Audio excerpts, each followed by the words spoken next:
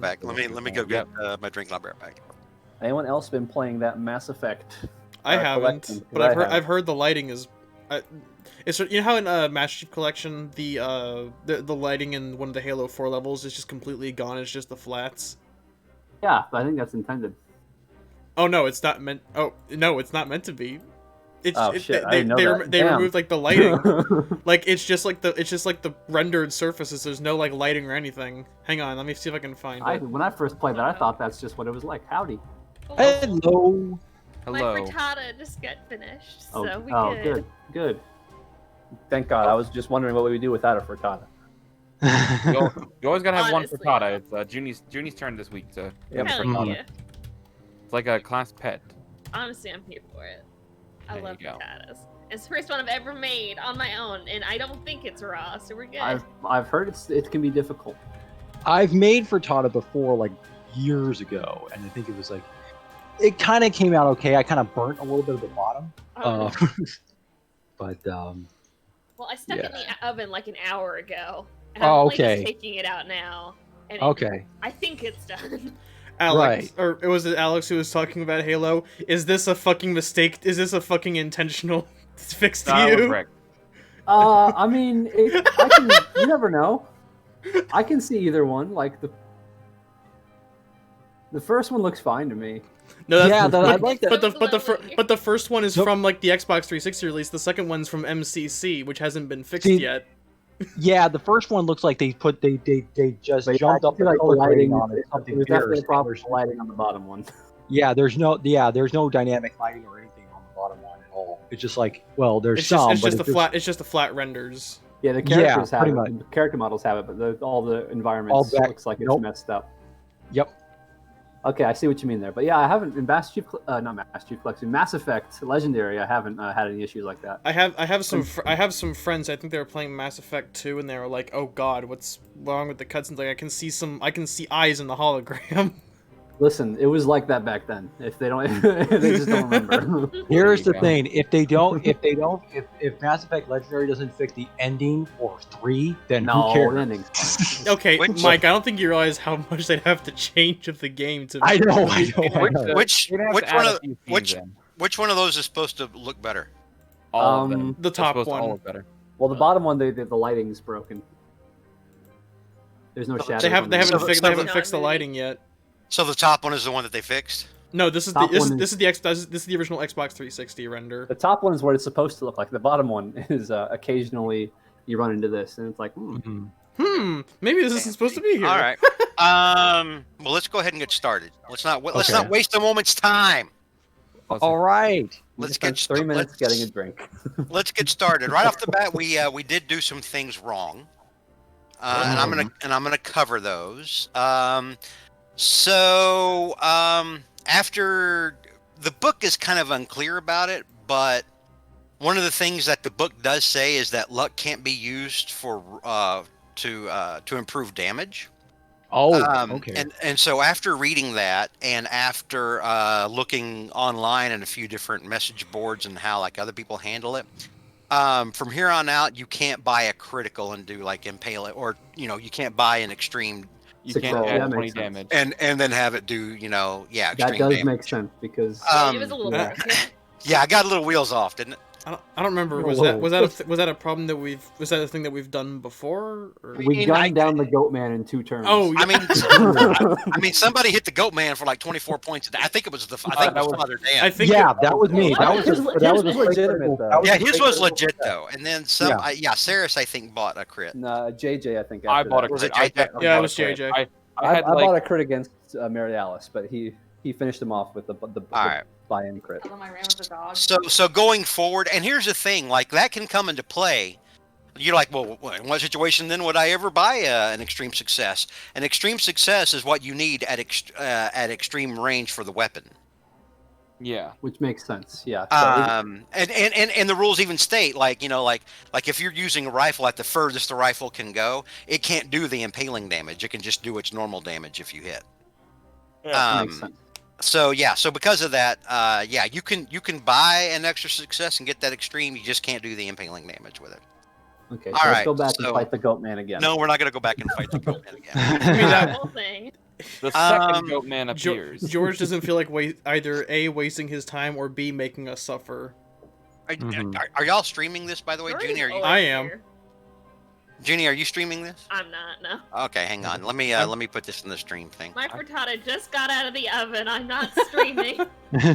My frittata. My frittata.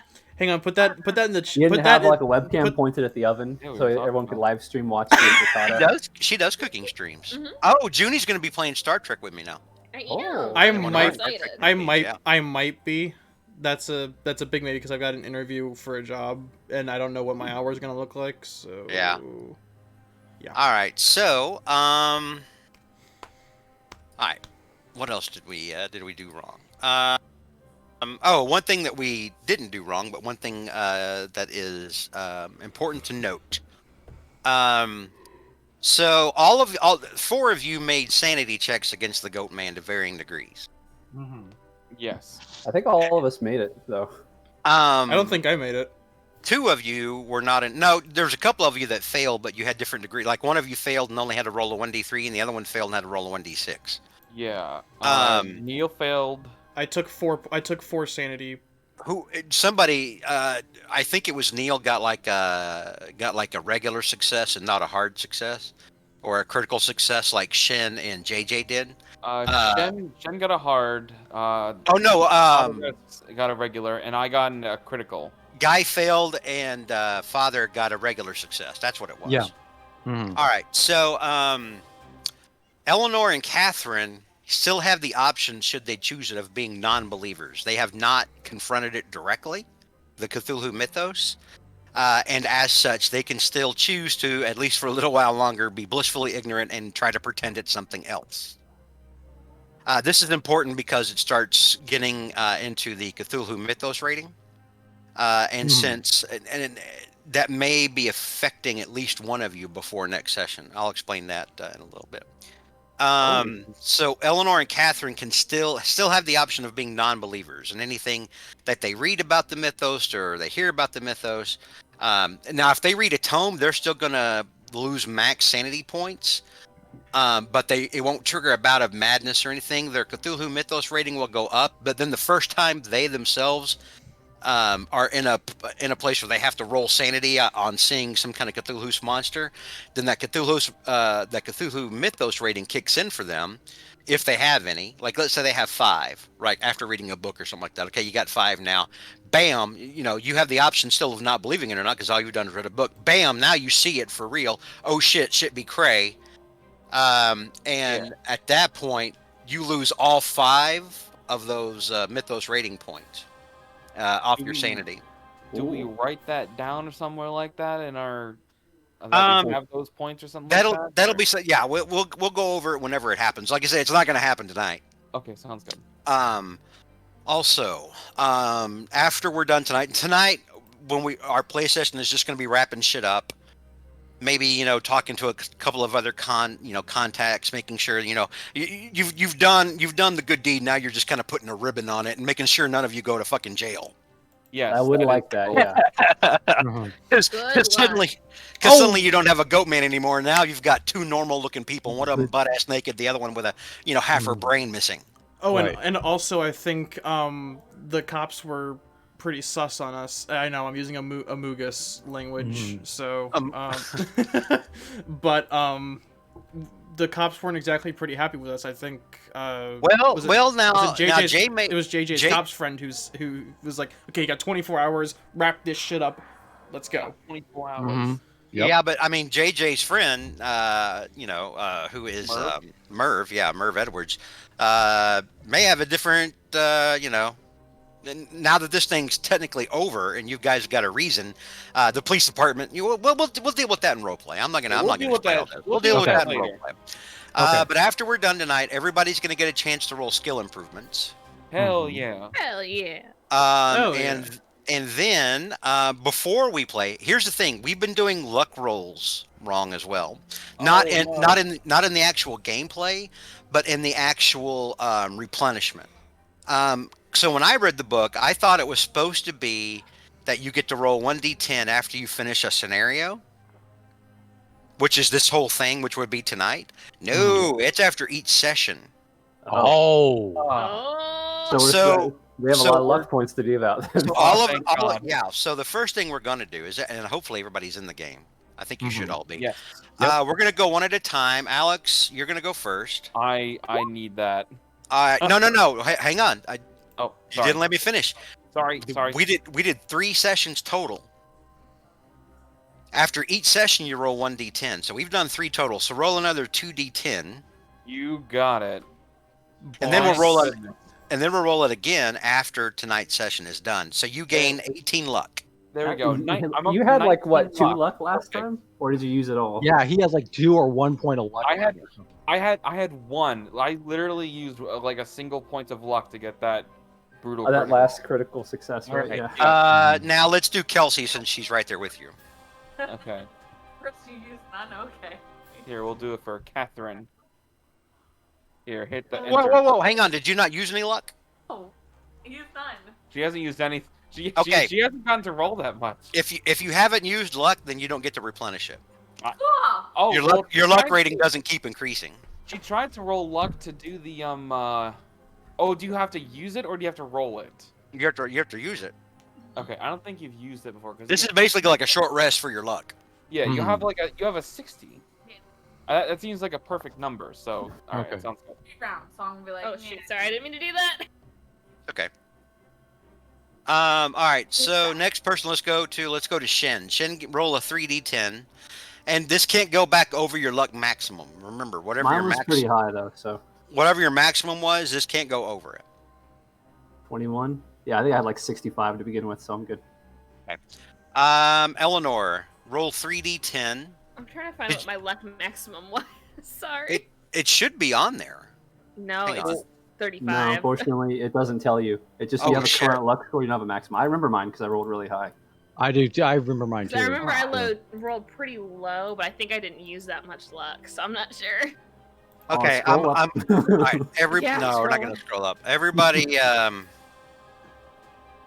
you, after this session, everyone make a note of what your luck score is. Will do. Okay. Write it on a post-it note. My max luck is this, whatever it is. It's Like, on and does I'll- your luck theoretically go up to 99? Or 100? You know what? Hang on. Let me.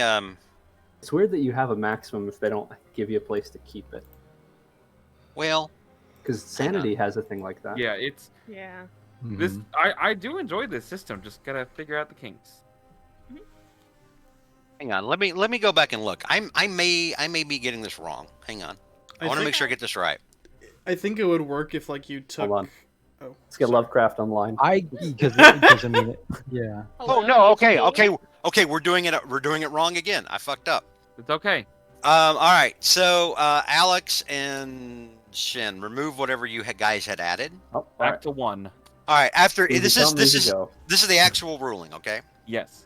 After each session of play, not Yeah. at the end of a scenario, at each session of play, each player may make an improvement check for their luck. This is rolled in the same way as for skill improvement. The player rolls 1d100. If the roll is above the present luck score, they add 1d10 to the luck score. So, But that's kind of weird because now we've used all the luck. We Yeah. would have had higher luck before we made the roll. all right. So, Alex, whatever your luck was before, Yeah. I'm at Um, the number that I was at before. so you have to roll above a 1, I think. Sure, I'll do my best. All right. Good luck. Can you imagine if you get a 1 now? Oh, Hey, good job. All right. So you can roll 1d10, and we're gonna do this 3 times. Sounds good. I'll just roll bump, bump, bump. Well, then because your luck goes up Right, each time. right. Well, then again, Okay. it's not Right, yeah. possible for you to have made that anyway. So you rolled pretty high. Okay, good. Hey, I'm back to 19. okay. All right. Same thing as last time. Now do the second thing, except now you're trying to beat a 19. Okay. So you can exceed whatever luck you had originally, based on what the ruling's saying. Okay. So roll another. Oh wait, you rolled 3d10 only rolled- I instead rolled of. 3. Okay, all right, good. Okay. yeah, I'm at 19. That's all the luck I need. It's more than 1, so. All right. So okay, just take those, and then we'll do Shin the correct way. Sounds All good. right. So Shin, and Yeah. again we're gonna make 3 rolls. Each one of them's gonna be. Okay. So that's the first one. So you Then failed. add 1d10. Roll 1d10. Ah, Oh, fine. so that's what you get. All right. Alright. So boost it I up to. was- 35. Yeah. Boost it up to whatever it should be. Okay. And now roll it again. Okay, now you succeeded. You don't get to add anymore.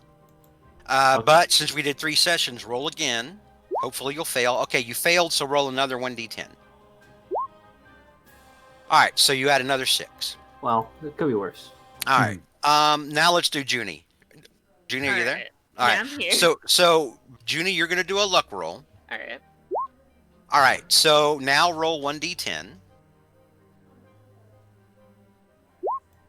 Add that Alright. 5 to your total, so it'll go from 35 to 40. Roll, make another luck roll. You failed again, Alright. so roll 1d10 again. 4. Now do another luck roll. You have failed again. You can roll another 1d10 and add that to your score. Failing our way to success. Yep. Basically, yeah. All right. Next, let's do Father Dan. Father Dan, Okay. make a luck check for me. All right. You've gotten a Okay. hard success. You do not get to roll a 1d10 for that one. Let's do the next one. Okay. 52 luck Nope. points. Nope. All right. Let's roll for the 3rd session. All right. It's a bit of a use it or lose Woo! it kinda deal. All right. Wow. So I get nothing. Nothing. All right. You know what though? This is You what you probably get still when have you. more than anyone else. Yeah. Nothing. Absolutely nothing. This is what you get for almost Winning. soloing the Goat Man. Yeah. All Pretty right. much. All right, Guy. Go ahead and make your luck check. Hey, you're gonna need this with your dinner. Okay. With your All right. Guy, roll 1d10. Oh, whoops. Sorry. I mistyped it. There we go. All right, so add 6 on to that 40 on your luck score, so it goes to 46. Make another luck check. All right, so you don't get a 1d10 for the 2nd session. Ooh, This is the 3rd roll for the 3rd session. So roll 1d. Oh, do another luck roll? No. Do another luck roll. Sorry. Okay, again, you succeeded, so you don't get to add any more luck. Okay. All right, I think that's everybody. Oh no, we didn't do Kelsey. Kelsey, your luck score. Go ahead and this is be for the 1st session. Give us a luck roll. Hey, Vinkman. Okay. Roll. Okay, so you have failed. Go ahead and roll a 1d10. All right, so add 2 onto that 60, so your luck score becomes a 62 now. Give me. Okay, so that's the 2nd one. You failed again. You get to add another 1d10. Look at you with a 62 luck. All right, so you get another point of luck. It'll go up to 63 and make your roll for the 3rd session. Your luck roll for the 3rd session. Oh, you don't get to improve for the 3rd session. All right, so that's the luck we're supposed to have now. Okay. Okay. I have That to makes more sense because it was a very rapidly dwindling Yeah. resource. Yeah. And before. I think correct me if I'm wrong. I think the maximum amount of luck we can have is 99. That is correct. Based off this. That's correct. That's correct. Yeah. All right, so It never ends. now give me a moment. I have to roll for everyone in the town, every NPC in the town. Okay. They all have- yeah. Roll 100, that's a fail. So you'd get 100. Well, Yep. I don't. Yeah, but it's not gonna get. Yeah. If you were to look at the actual character sheet for luck, and not what they have in here, I think it does. It's that and sanity both are capped at like 99, I believe. Mm-hmm. All right, so. And I think that's so that you can't just get 100% like on every time that you try to roll something. You know what I Right. mean? Yeah. It's like you roll a 1 and you just spend All your right. luck. All right, You roll so 100. that's how we were supposed to do luck. Okay. All right. At the end of tonight's adventure, because you did quote unquote beat the bad guy, and learned a lot about yourselves maybe along the way, there will be a sanity reward. It'll be 1d6, and that'll be at the end of tonight. That does not increase your, or no, it would increase your maximum sanity. My bad. Oh, neat. Um, Might be net positive. when you get that Cthulhu Mythos skill, when you guys start learning more and shit like that, and your Mythos skill begins to rise, that comes off of your maximum sanity. Okay. So it's like you can learn a lot, but like as you learn, you get progressively worse, and it's got diminishing returns after that. All right. So I think that's all the stuff I had to cover and stuff that we missed, or stuff that I needed to clarify. I think we're good. All right. Okay. So who wants to give us a recap from what happened last time? Let's All right. see. Alex said he wants to do it. Yes. Is that what Yes, Alex he did? did. Is that what I Oh heard? boy, here we go. Here we go. Last time, we were just getting into the aftermath of the hospital attack. The cops swarmed the area, and we were all caught up there to figure out what was going on. The police interviewed each and every one of us, which we barely scraped along. And while talking to his old partner, JJ said, "Give me 24 hours. I'll get this all taken care of." To his old partner Merv. And once they were all set up, we decided to said we're going to head out into the woods to see if we can find this monster that's been killing every night. As we went, we wanted to drop off, make sure that. I'm sorry. What is Junie? Your character's name is Eleanor. Thank you, Eleanor. Thank you so much. That we wanted to pop by Eleanor's house to make sure that her family is okay, and they were expecting her late. We were gonna show up the next morning to go do stuff when we found out that Eleanor's daughter was missing, along with Catherine's dog. So everybody went out. Cornelius, Yes, Cornelius. I keep thinking it's Cornwell. Lest we forget. Lord Paulsby. Paulsby. Get in the jello! Chauncey. We eventually found some little person tracks and some little dog tracks, and started heading into the woods when we encountered what's been murdering all the people in Hawthorne, a massive goat-like creature. I don't know if we were able to actually identify it. It was just that creature. It's a corpse now. Or yeah, well, I mean, it's the dead unmoving body of Clark Evans now. Solve the mystery. Body of Clark Evans. So we fought against the dead unmoving Bang. body of Clark Evans for a little bit. When his girlfriend appeared, and I have my notes in front of me, but I'm not in front of the computer right now. But the girlfriend started casting spells and actually nearly drowned the father when we finished off the monster, and then turned our weapon towards her. And we fled the scene as we heard the police sirens roaring. We are just getting back to Eleanor's family. Everybody intact, everybody safe, but obviously it's not over just quite yet. Now, Father, let's break the fight down. Father got obviously the heaviest hit on the damn goat man. He Yep. did. Well, with he that- got with a that- natural extreme success. With that one critical shot. Who was it to put the goat man down finally though? I know Jay shot him I think once. it was Shen. It was Jay who finished him off with that. It was with Jay who the- finished him off. Yep. with the false extreme success. Who was it that domed Mary That Alice? was me. Yep. That I was- was about that to was say, I Shen. appreciate how you said we turned our guns on him. It was Shen just blew her head off. Yeah, I was about to say, yeah. I appreciate Air the solidarity. with an M1 Garand rifle. That was no small hole No, that Yeah, was in there's that poor girl's head. nothing I from the nearly neck took up, it off. honestly. But he domed her after she managed to get a spell off on the father. Yep. Father started coughing up seawater. Mm-hmm.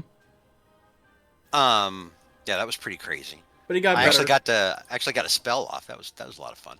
Yeah. Even though my goat man couldn't connect, but the seawater got to hurt. Which I did, of course, Father. as I realized, since I have that feature that basically allows me to reroll power rolls. Uh-huh. Yeah. Which Remembering I what your forgot- oh, abilities which do, I forgot I had. Yeah, But yeah. that's It's on okay. you to know your Yep. talents and abilities. Well, and the things. bonus die would make it a bonus die, but oh well. Well, you got Oh, to. you're- Well, I mean, you still made the hard con success on the next round and stopped. You didn't die, yeah. You stopped I taking didn't die. damage from it, yeah. That's true. I You feel did take like that should be that like was I feel like that should be like the bare minimum instead of acceptable. But oh well. Hmm. All right. didn't All die. right. So we turn now to Eleanor's house. This is moments after everyone has arrived now. Hang on. Eleanor's husband is not back yet. We will put Okay, him good. on the GM layer. So yeah, all of you He's- are. He's like driving around, he hears gunshots. He's like, that's probably fine. So all of you are arriving back at Eleanor's house now. I think we got to the point where you guys had at least carried Father Dan inside. Yeah. Yeah, and we put he it. We needed laid Ben in him a down. chair. Because I Yeah, know, he's a- I think Eleanor rolled a medicine check to determine that Yeah. that what he needed was probably just rest. That he hadn't suffered any sort of injury, internal injury that would force him into the hospital or anything. Yeah. Mhm. Major wound, but nothing immediately life-threatening. Right. Right. Yeah. We had a deep So- conversation of acute respiratory stress. So we'll say that now. Of course, Ben is in here. He's a little freaked out. He's been freaked out ever since Lucy disappeared. Now there's Father Dan, looking pretty haggard, and all these strangers in his house. Lucy, Poor Ben. Lucy's there probably still with Catherine, since Catherine carried Lucy all the way back to the house. 14-year-old girl. Catherine just was like, "No, fuck it. I'm just gonna Very put you over my well, shoulder. I'm like, just gonna." Very No. strong. So yeah, everyone else. We'll say that Father Dan is here inside on the. We'll say he's sitting down in Michael's chair, Michael's Yeah. easy chair, the one that he watches Doctari from. Yep. His Doctari chair. So all right, Eleanor and Catherine probably have legitimate questions. I mean, I imagine Shen was right next to at Clark when he was blown to pieces. He's probably got a fair bit of blood on him. I think it. Yeah, I think it. all are a little bit bloody. There's a lot of force that goes into gunshot wounds. Yep. Yeah. Nobody goes home clean. Yeah. So, as you were fleeing back towards Eleanor's house of the woods, you remember that there were, you did hear police sirens off in the distance. So, how do you guys want to proceed, Eleanor? Both of your kids are still downstairs. You've got some of your new acquaintances, new pals, members of your Scooby team. Some of them have a little bit of blood on them. Some of them, still probably coughing up water. Mm-hmm. What do you want to do? How do you guys Everyone's want to probably proceed? a little shaken at least. Eleanor is going to immediately run and grab some towels for everybody to try and help them clean themselves off a little bit. And then she's gonna be asking the whole time, what happened? And then Ben and Lucy are like, yes, what happened? That's not. Is this so? Yeah, Eleanor, is Eleanor cool with them being in the room for this? No, they probably. Well, okay. How much did Lucy see though? Lucy didn't see anything. Lucy would have Okay. heard the goat man's noises because that's when Catherine grabbed her and hoofed it. Probably some So gunshots. The little girl was saved. And the only alright, ones that Eleanor saw would- the goat man were the four dudes, the four Yep. lads. Don't worry, top men are on it. Eleanor would Which probably be trying to talk top them men? in the hallway or something, close to where her kids were, but hopefully not in In the earshot. kitchen. Yeah, in the kitchen. Okay, so Eleanor, you take the others into the kitchen. Catherine, what are you doing? Well, I couldn't hear it. I can't hear I'm- anything. You're breaking up. Sorry, That's the mic was up too high. I'm gonna stay with the kids, and I want to make sure to calm them down, make sure everything is good, make sure that Ben is taken care of. Okay. Because I know he's panicked. I want to make sure that they're okay. All right, so you kind of look after the kids here in the living room. Since Eleanor's moving the discussion into the kitchen, Father Dan, do you stay seated in the other room, or Oh yeah, Do you ask one of the others to try to help you, or- he's exhausted. He just kind of wants to rest because Okay. because he's still kind of having trouble breathing. So he's just kind of leaning back, closing his eyes, thanking God that everyone has been safe and everything like this, and Except the two people with massive Well, holes that's in like their two people aren't skulls. safe. Oh yeah, well All right. yeah, well he's also in praying for the souls All of the other good two guys. that get killed. So So all the people you care about are alive, and that's what matters. that's right. There you go. all right? So yeah. So Father Dan, while you and Catherine are in the living room, you can tell that Ben is looking pretty nervous, and he's looking Mhm. over at you, and he's like, "Did you almost drown? How come you're dry? Why are you coughing up water?" Oh well, funny story about that. Let's just say a bad person tried to do something to me, but fortunately I didn't drown. He says, it's not quite. He says, well, After all, I just well on the one hand, at least I made sure that I was definitely baptized, even though I already am. But I should be okay. Um, you're all safe now. The bad I guess your sister's fine. And your dog's fine. Everything. There's nothing to worry about at the moment. You should be okay. What do you mean the bad people? Ben asks. Well, well, it seems that there was some. It seems that there was a bad It seems that there was some people trying to do some doing some things that they shouldn't have done. But they're not going to do it again. But at the same time, it's very sad that I give they I got. give doctor I give the father a look of don't say something stupid. Please don't scare these children more. I'm not. He says, and he says, he says, that's all you need. Is as well. It should be fine. Children, Satan is very real, and we saw him tonight. All right. It should be fine. No, children. This is out of Gunned character. down some of his servants. But children, gather around. I want to tell you about how Satan magic's actually fucking awesome. Ben, it's important for you to remember to not touch yourself when you're older. Jesus All right. will cry and the goat man will come for you. Yeah, the goat will come for you. Okay. Right. Yeah. All right. So in the kitchen now, what's going on in the kitchen as Eleanor pulls the rest of you into here? So, Yeah. What let's happened? okay. It's going to be a bit of a tumultuous story, to say the least. Yeah, I heard gunshots and roaring and So, the thing that's been going around and killing everybody, it was Clark. But okay. he wasn't human. He was a massive goat-like creature. I think he had like these big like claws and massive hoofs, and he was more beast than anything. There wasn't a costume or anything, or It was we got a real good look at it. It was real. okay. That it started charging at us, and we opened fire. And after that was taken care of, the woman she appeared as well. And Mary Alice Sims. Mary Alice, thank you. I'm not in front of the computer. Mary Alice had used something, like she was like speaking this or making these weird like hand motions, and then the father started like coughing up water. We turned and Shen took care of her, and we only know it was Clark who was that goat monster because when he died, he reverted back to his normal form. Something about that book she got made it so Clark could turn into that monster. Okay, all right.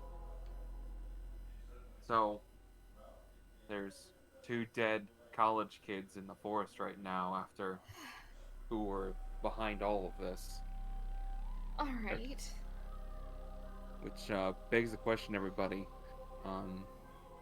We do need to go tell the police. We can't. That's not a tomorrow thing. The more time we are hiding away, the worse it looks on us that it didn't go properly.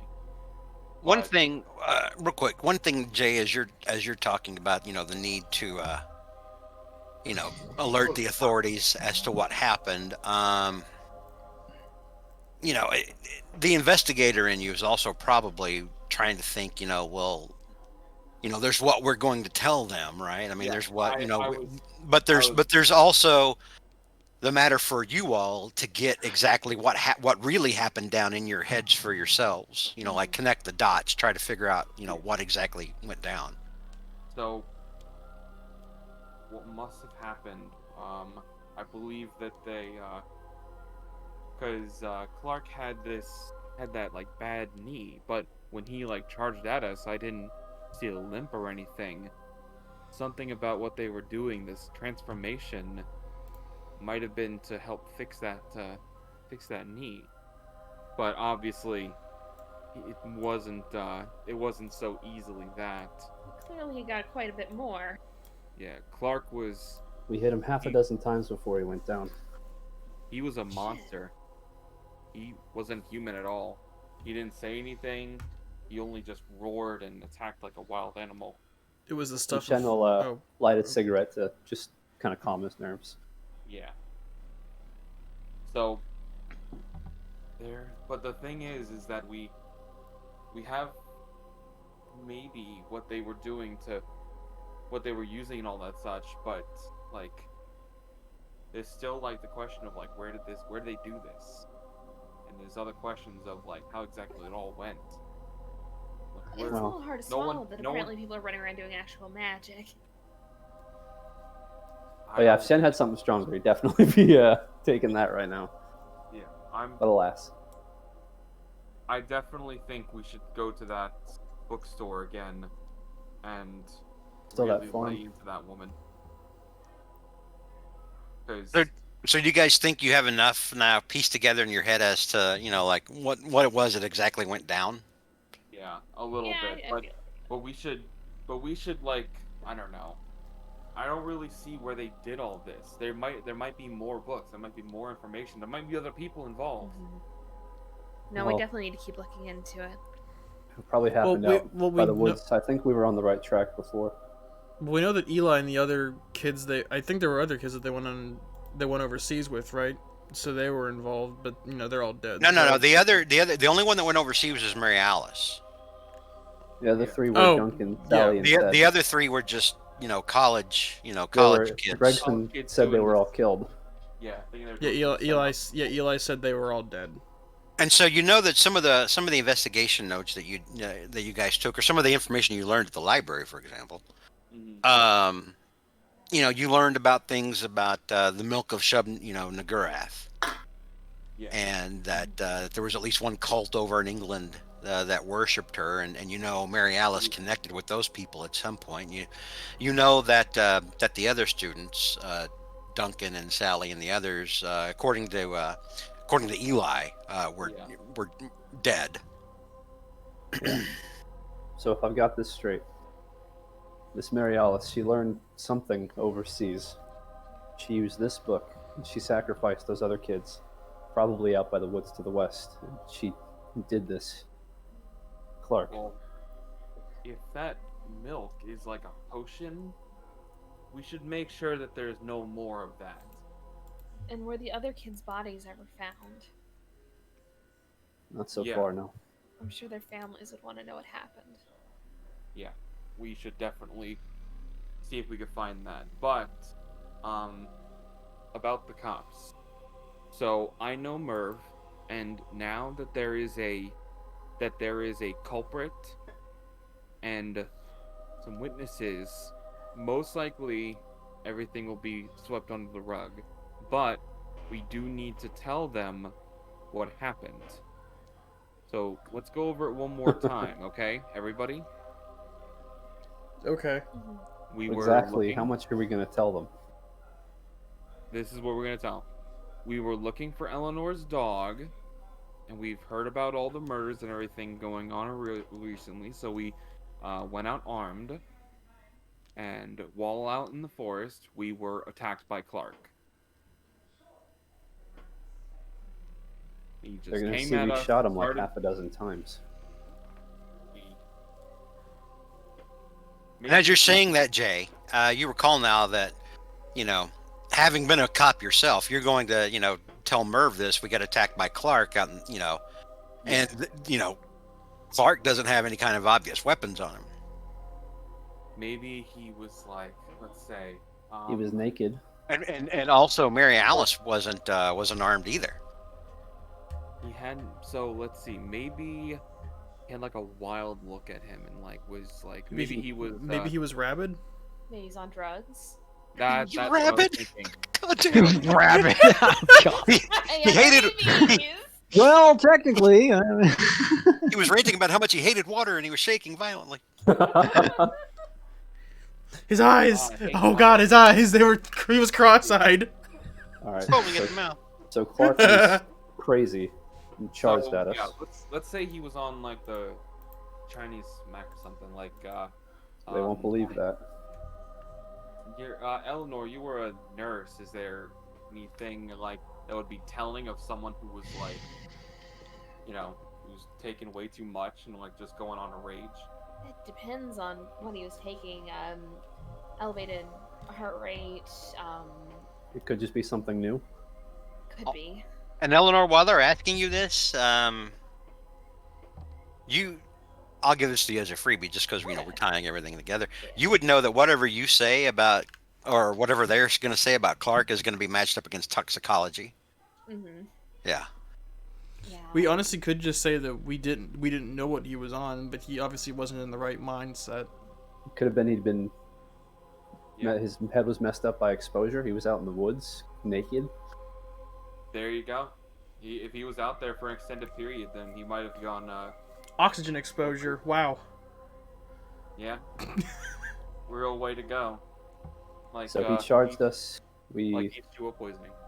tried to talk him down, fired a couple warning shots, then a JJ, couple you have not so friends. warning shots. JJ, you Did have anybody friends in the actually get forest, a right? hit from him? What'd you say, Eleanor? JJ, you have friends in the forest, right? Yeah.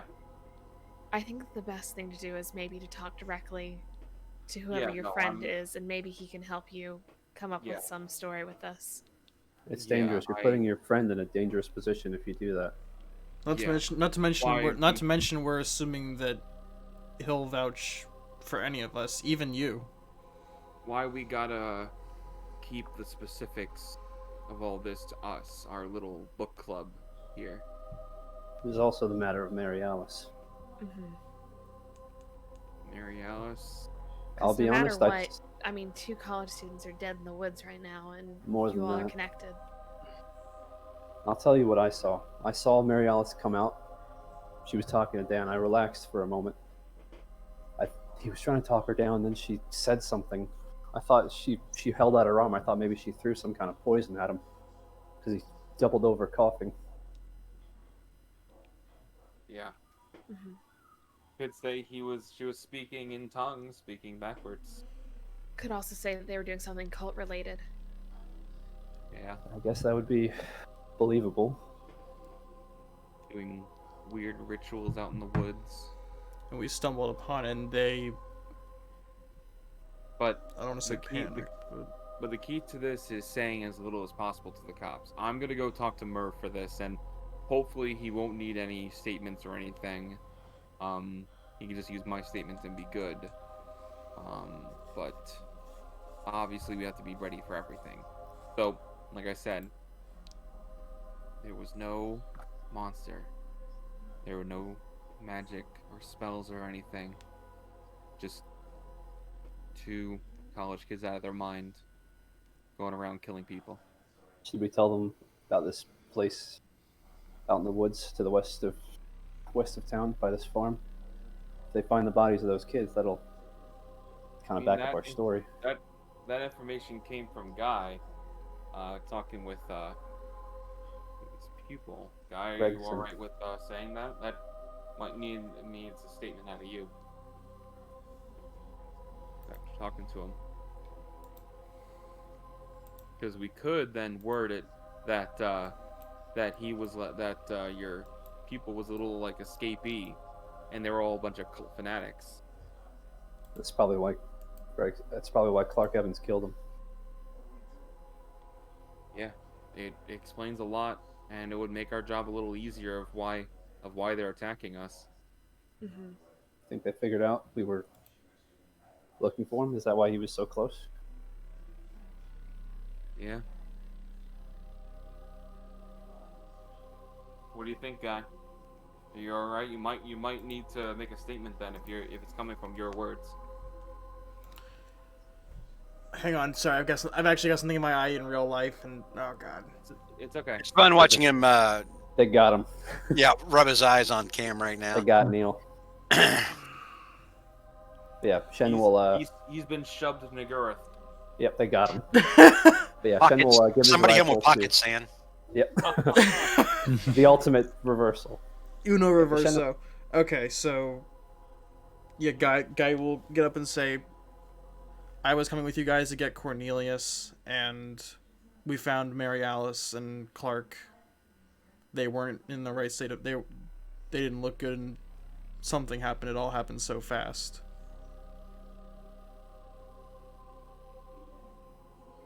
Wait, can you guys hear me? We heard you. Okay. It's just that really weird silence that came afterwards. Sorry. Yeah. Well, I mean, we're all kind of still reeling. Shen will hand over his rifle to Jay and be like, "You'll probably need this. Yeah. At least as evidence."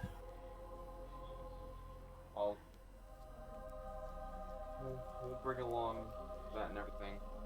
I'm not sure about the book. Like, I think we should keep the book someplace safe. And I think I Dan agree. should know what to do with it once he's feeling better. Yeah. It's probably just gonna throw it in the middle of the damn harbor. But Yeah, right. Yeah. Well, yeah, listen, Oh, I that's have the an solution. I have an idea what to do. Out of character, I have an idea what to do. But, I mean, I don't think we should throw it away just yet. We need to go talk to that book club lady, because that bookstore lady. Like, if there's more of this stuff going on, then there might be murders happening that we haven't even heard of. Do we want to hear of them? I mean, It's a little we out of can our saw what happened. it's a little out of our purview, don't you think? Like, I wouldn't never believe it if I didn't see it with my own eyes. Yes, I but mean- other people who might be affected by it wouldn't know it either. Yeah, I think we might have a duty now to help people if we can. we just might. But let's save that for talking to her. But for now, I need to go talk to Merv.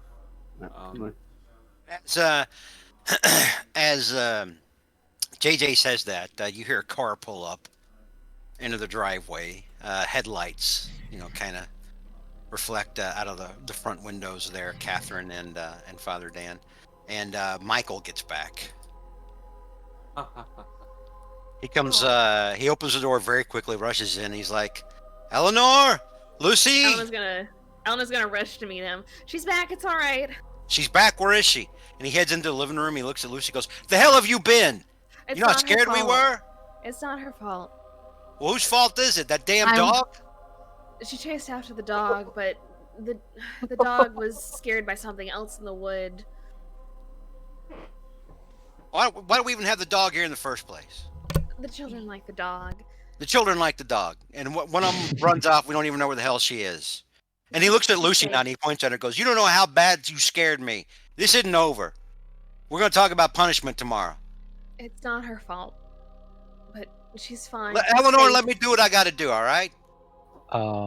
At this point, because Father Father Dan, Dan, you look horrible. What the hell? Lay off the and sauce. at that point, yeah, at that point, Father Dan, he's kind of just opened his eyes because he's just trying to follow this, and he goes, "Michael, I mean, you should appreciate the fact that your daughter is alive and well. Now we don't I have do to appreciate that. That's why I'm not reading her the riot act tonight. And who are Yes, you to tell me how to raise my kids in my own damn house? No disrespect meant, Father. None taken. I just don't want to have to see you. I just don't want to have to see you Saturday. That's all. I mean, because you are. I'm sure you have been a very good boy. You have been a good man, good husband, father, and everything. Santa Claus? Yes. It's getting late, Father. It's getting late. Yes, I know. I'm sorry. And you are my actual father. And then he kind of looks at like everybody else in the kitchen, from where he is in the living room. He kind of looks over across the front hall into the kitchen. And goes like, "Hey, the rest of you, what am I running a flop house here? It's getting late." They helped Hey. find Lucy. Well, I thank just- you. We appreciate it. and If it's not at that please point, respect Father our Dan. peace at this time. Father Dan, he gets his cane, he gets his release, and he gets basically says up, says, he goes, well, yes. I think it was time to be going. Yes, I mean, you two, the family needs to spend some time together and everything like this. And so he says, nods to the kids. He says, look after your dog, take care. And does he see Eleanor and everything like this? Yeah, you would Father would see them as he moves across into here, and Yeah. as you leave, Michael comes in here and he goes, Ben, Lucy, get the hell upstairs now. It's bedtime. Okay. And the Father Dan says, "Thank you for your hospitality, Eleanor. I believe I should be probably going home now and get some rest and take care of so much, Father. us." You're very welcome. I'll Of drive course. you down. All Jay, right. you know where to find me if you need me. Oh, Jay, I do want to ask you something before we leave. Before I go. Before Shin takes me back to the church. If that's all right. And so he started, and he I was proceeds. like, ask him outside. It's bedtime here. I am Kids going upstairs, to. and he kind of I he starts am. ushering the kids Yes, upstairs. Michael. Yes. I will take the kids upstairs and I'll tell Mike as I'm taking them upstairs, don't worry, I'll put them to bed and I'll make sure they get there, unlike some people in this house. Hell is that supposed to Oh, hey! mean? The mouth on you. Get out of my sight. Where the hell were you anyway? Michael BTFO'd. Where the hell were you, Mike? I'm the one that noticed she was gone, bitch. All right, let's. It's And Michael, like, the neighbors, I've I'm did- sure, can hear us argue. and Father Dan goes, language. Thank you. Good And night, he's like, Father. walks Okay, out. good night. Good night, Father. All right. Hey, Good night. Thank you again. And the last thing you guys hear as you walk out the front door is you hear Michael walk up to Eleanor and say, "That's it. That nanny's fired. She's out of this house." Ah, shit. I will speak with her. Don't worry. I do not. The agree with mouth what on she said. that. The mouth on her. She's good with the children, but I will speak with her. She's good with the children, but she needs to learn, respect. We're the one that puts, that pays her bills, puts money in her bank account. I'll talk with her. Don't worry. Okay. And then he just kind of stares at you, and then he just kind of shakes his head, and he was like, "I'm sorry, I'm flying off the handle." And he reaches in to give you a big kiss, Eleanor. He's like, "I'll see you upstairs. I'm just glad Lucy's all right. We'll figure out we'll figure out how long we're gonna We'll ground talk her about for it tomorrow." Yeah. I'll see you upstairs. I'll see you upstairs. All right. Eleanor is also gonna head up to tuck in the kids. All right. I I'm guess I'm sorry. also driving a guy home since I guess I brought him over here. Yeah. Mhm. Shen will get the car started and give Jay Before, and Dan some before- privacy. yeah.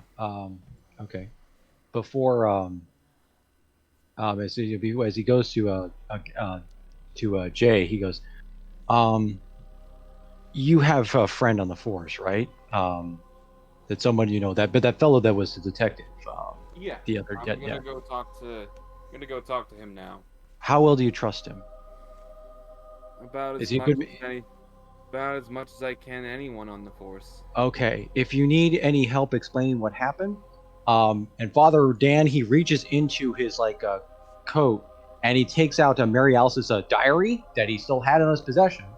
He says, "Have him read. You do with this as you will. You can have him read this. It probably explains more than probably anything else. Got it. If he has any questions, whether he believes it or not, it's up to him. Yeah. But I figure that he at least should kind of know some semblance of the truth, or whether or not But it's up to him whether or not he does. It says that's all.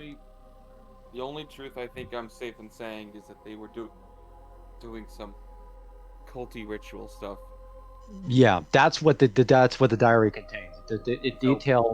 It details what Mary Alice and Clark were up to, but it ends after a certain point, for obvious reasons. Yeah. But Guy, Yes. I think you should come with me to confirm your pupil's choice, pupil's words, that what Clark Evans and Mary Alice were doing. All right. And Jay, and because Guy went with Shen to his house, so he's gonna turn to Shen and say, "You don't have to take me home. Get yourself home safe, I'll man. bring you home. Get yourself home safe." All right. So Shen's taking Guy home or no? Taking Or what- Dan home, it looks like.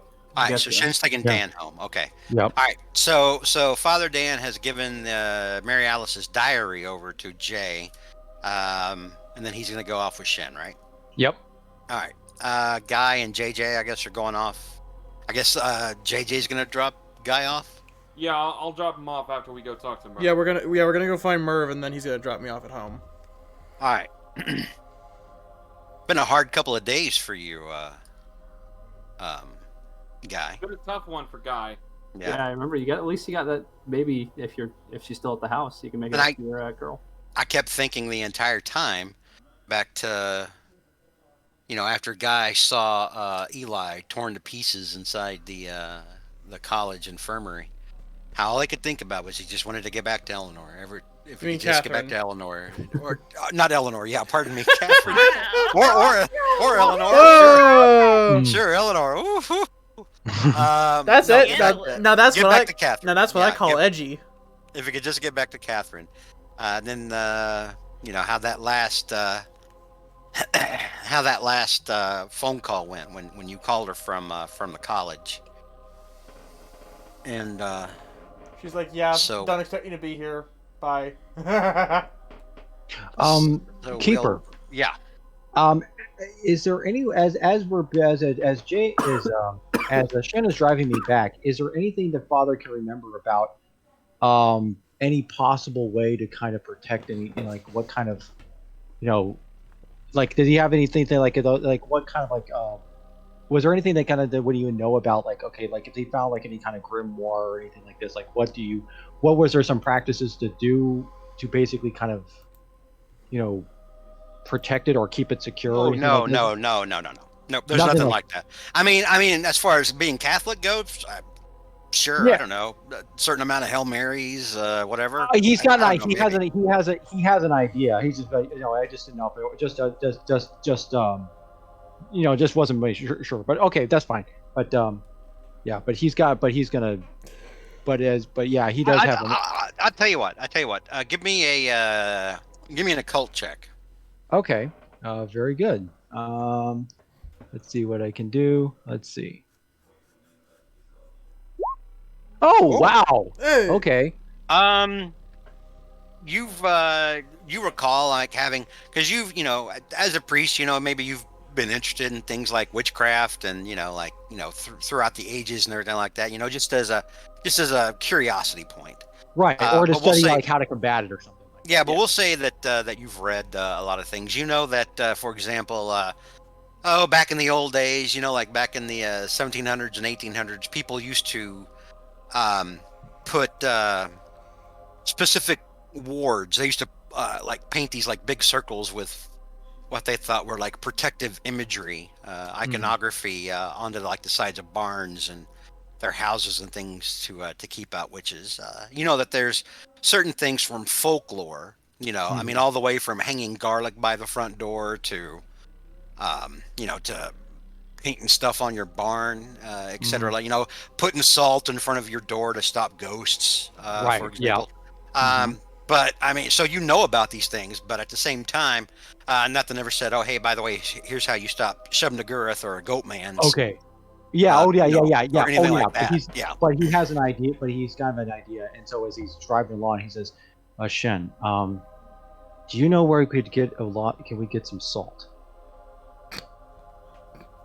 I have some at home. I have some of the rec at home, but I'm not sure how much I'm going to need. Do you think you can?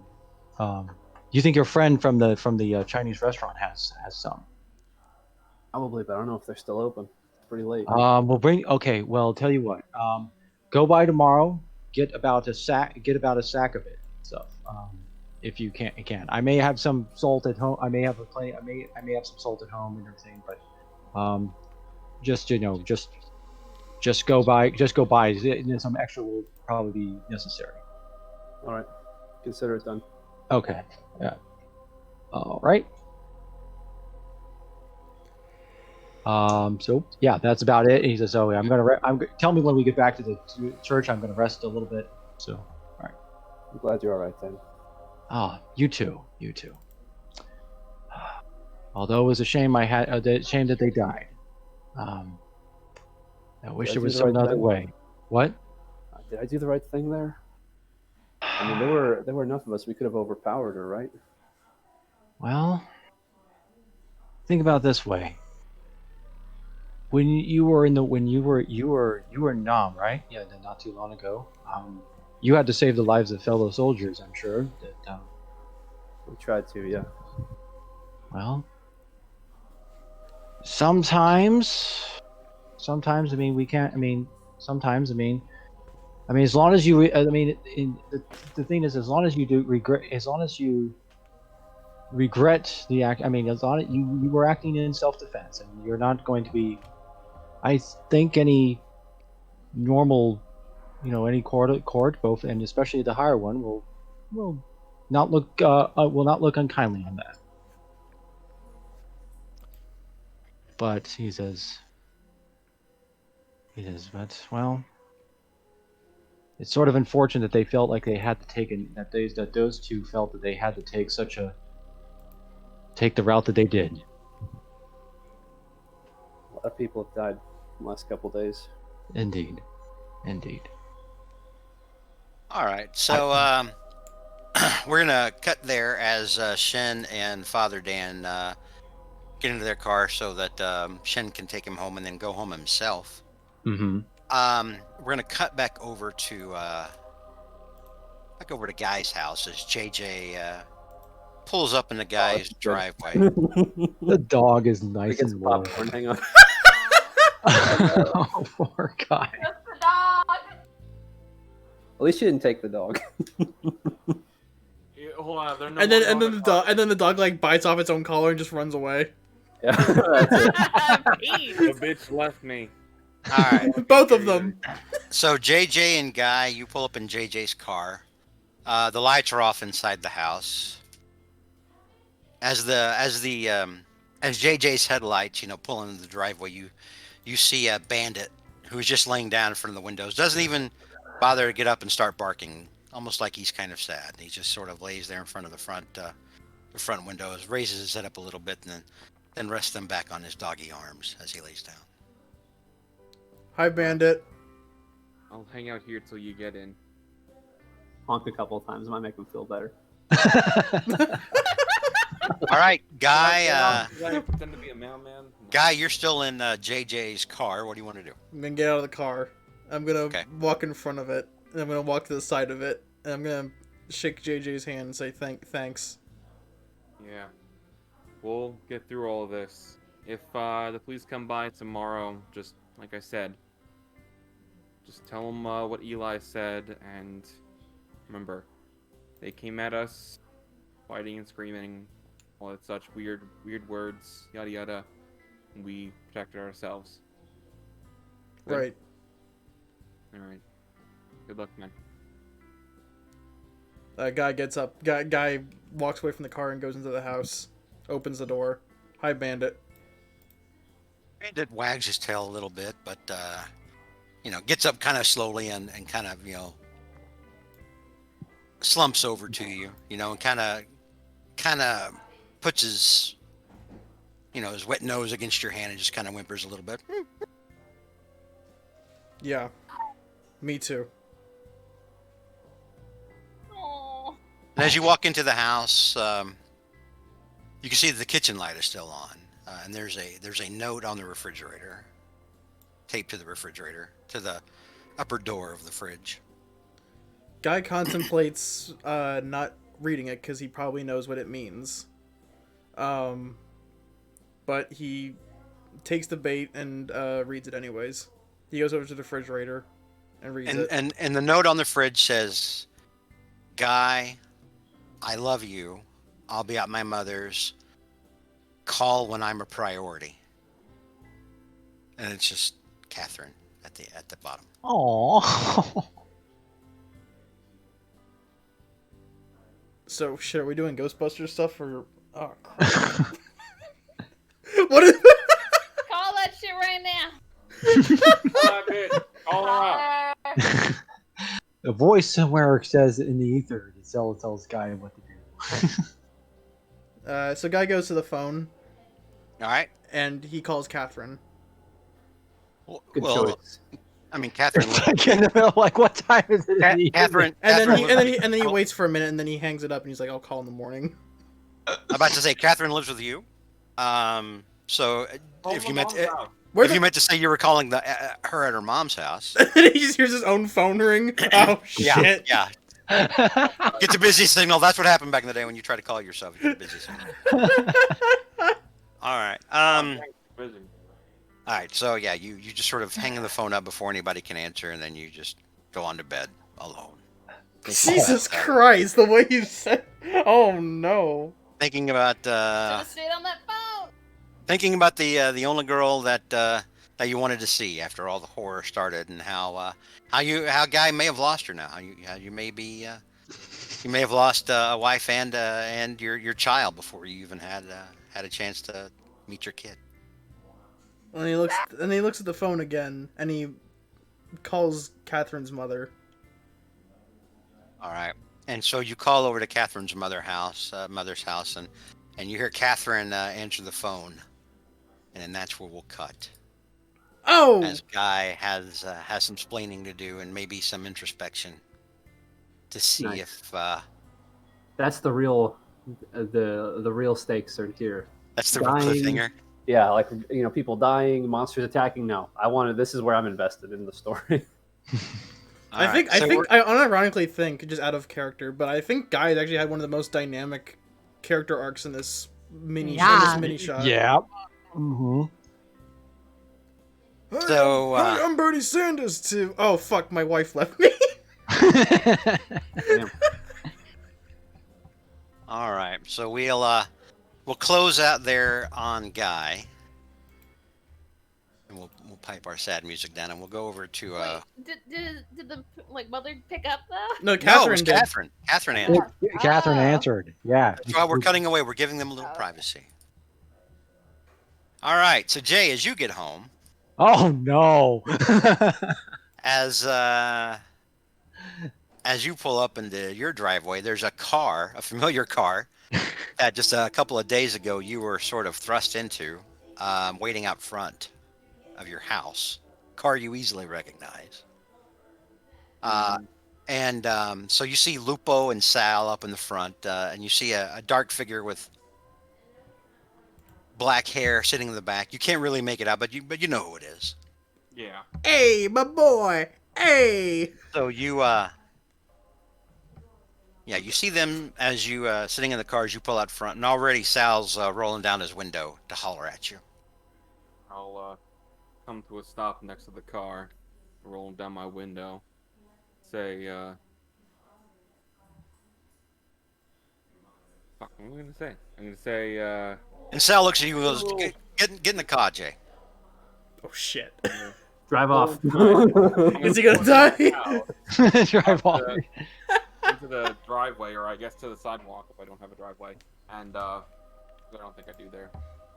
And I'll get up, take a stretch, I guess, because I was just thinking of getting a relaxing moment after today. Okay, I guess I get to go talk to them. So I just have a very done expression as I head to the car and go into the back seat, I guess, which is where she's sitting. All right, so you get in the car, the back seat next to Angela, and she looks over at you, goes, "You got an update for me, Jay?" Yeah, I got an update for you. Well, there aren't gonna be any more murders anymore. No one winding up dead. The police catch the guy finally. They're gonna. They got what's coming to them. They're dead in the dirt already. Make a persuasion check. Sure.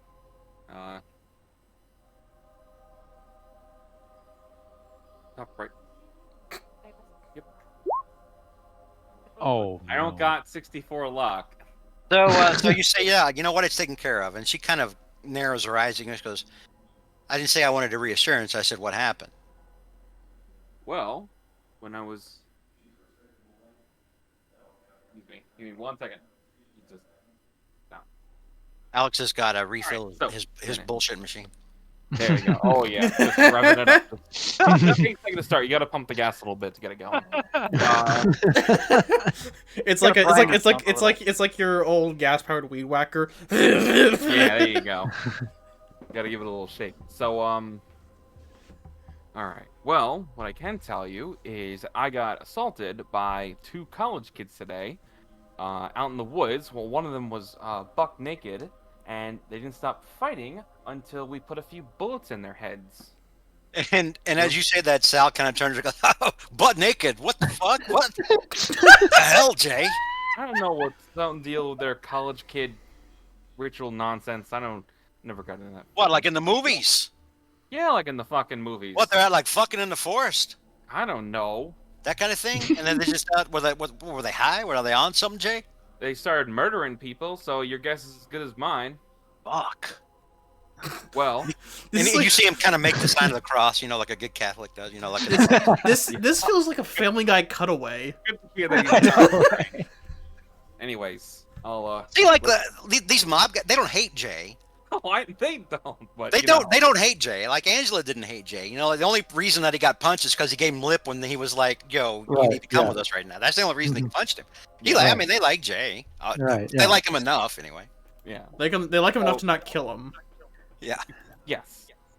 So very important because he's I'll, only got 9 hit points. This, yeah. okay, all right. I don't got a lot. I don't got a lot. So I'll look to Angela and say, look, I had a long night. I haven't killed anyone in a really long time, and I nearly watched some other people we were working with die. So you're gonna hear about it in the news tomorrow. Just you'll see it. You'll see the proof in the pudding there. Just let me go take a fucking rest. And Angela just kind of narrows her eyes at you and then nods her head. And then she looks at you and she goes, "All right, Jay, I'll read about it in the papers. But you're telling me the South Side's safe for now, Outside is safe for now. at least from all this bullshit." From this bullshit, from crazy college kids. All right. And hey Jay, buck up. And she kind of pats your cheek sweetly, Yeah. and she goes, "Killing people gets easier the more you do it." Oh God. Oh. Thanks. All right. Nighty night, Jay. Is the door unlocked? I'm Yeah. gonna Get out. Yeah, they didn't lock you in. Okay, good. I know. Just they never got some know. real interesting ways of hospitality, so I gotta confirm. I'm gonna go take a little bit of a rest, and then I'm sure that Merv gets in early and all that stuff. So- I'm gonna try so- to meet him at his. Hang on. So as you go up, they pull away. Sal, he's still got his window rolled down and yells out, "Hey, sweet dreams, Jay!" Oh, what a nice guy. Thanks. God. I'm lucky All I right. didn't do a fast talk there. Dude, So what were you saying? all that roleplay. So I want to get to Merv basically the first thing in the first time I can talk to him. So Okay. do I remember when he usually gets into the office? Yeah, you would know that he. Well, I mean, the last few days, I mean, he's been pulling a lot of all-nighters. So you would think he's probably there pretty early. He's probably slept there at the police station. You know what? I gotta go. I might have to talk to him now. I feel like So- I can Because see the that you longer drive this there. goes, the worse it looks on us. So you wake up in the morning. Mm-hmm. Feeling like P Diddy. It's now Wednesday, March 29th. Or no, is it Thursday now? I think it's Thursday. It's Thursday. Yep, it's Thursday. So it's Thursday, March 30th. First thing you Or, see, well, Jay. yeah, wait a minute, because the last newspaper was Tuesday. Yeah, so but the last newspaper was before Eli got killed. Oh, okay, right. Yeah, okay. So yeah, it's Thursday. So first thing you see, Jay, you get dressed. You're like, I got to get over and talk to Murph. First thing you see is the paper Yeah. out on your in your front yard. You go and you get the paper. 2 shot dead in the woods. Hmm. Guess those cops got to. Found them already. I'm gonna take the paper with me as I get in my car and start heading towards where Merv is. Those reporters start early though, man. Mm-hmm. They do. But I'm gonna take glances at it as I'm driving.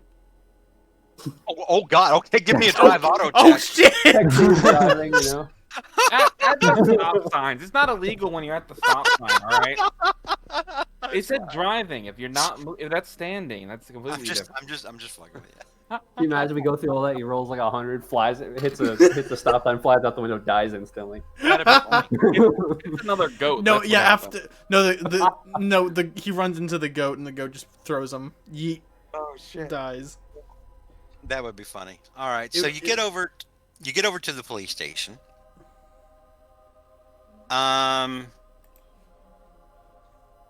Here. I've got to drag some assets. Got to set this up. That's fine. All right, so Jay, you go over to the police station, which I think is at 12, if I recall correctly. Let me. Yeah, it's at 12. Okay, good.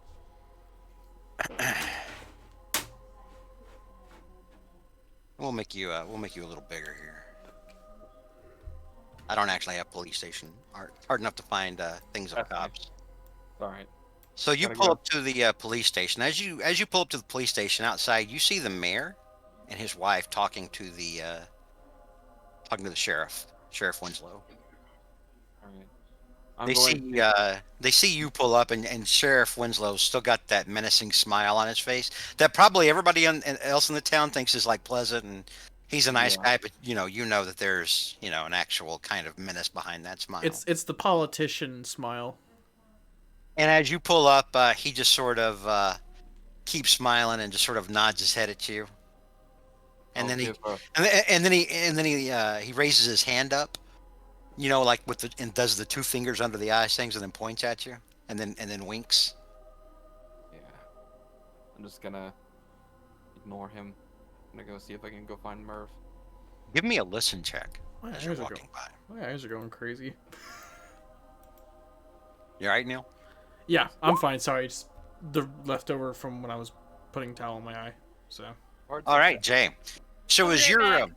okay, so as you're walking past them up, to the steps of the sheriff's office, the Washington County Sheriff's Office, where that Merv works. This used to be your old office. You used to work here. Yeah. You hear the sheriff talking to the mayor and his wife now. He's talking to them. He goes, "Well, the shootings, we're thinking they're unrelated. But on the good news, we didn't have anybody torn apart last night by that bear. I think that's maybe the bears drifted off. I don't know. We'll see. But we're going to keep up patrols, and right now we're still investigating the shooting. But I'll let you know when we have more." That's what you hear when he's talking to the mayor, and the mayor's you can tell the mayor's irate.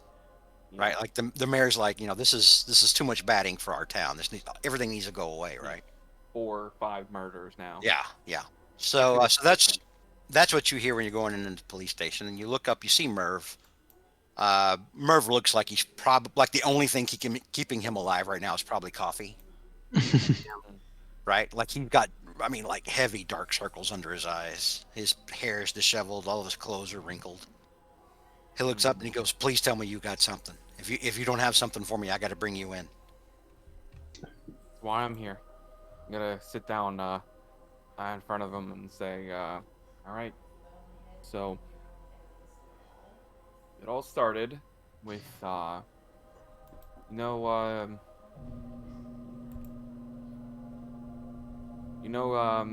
McBirmingham.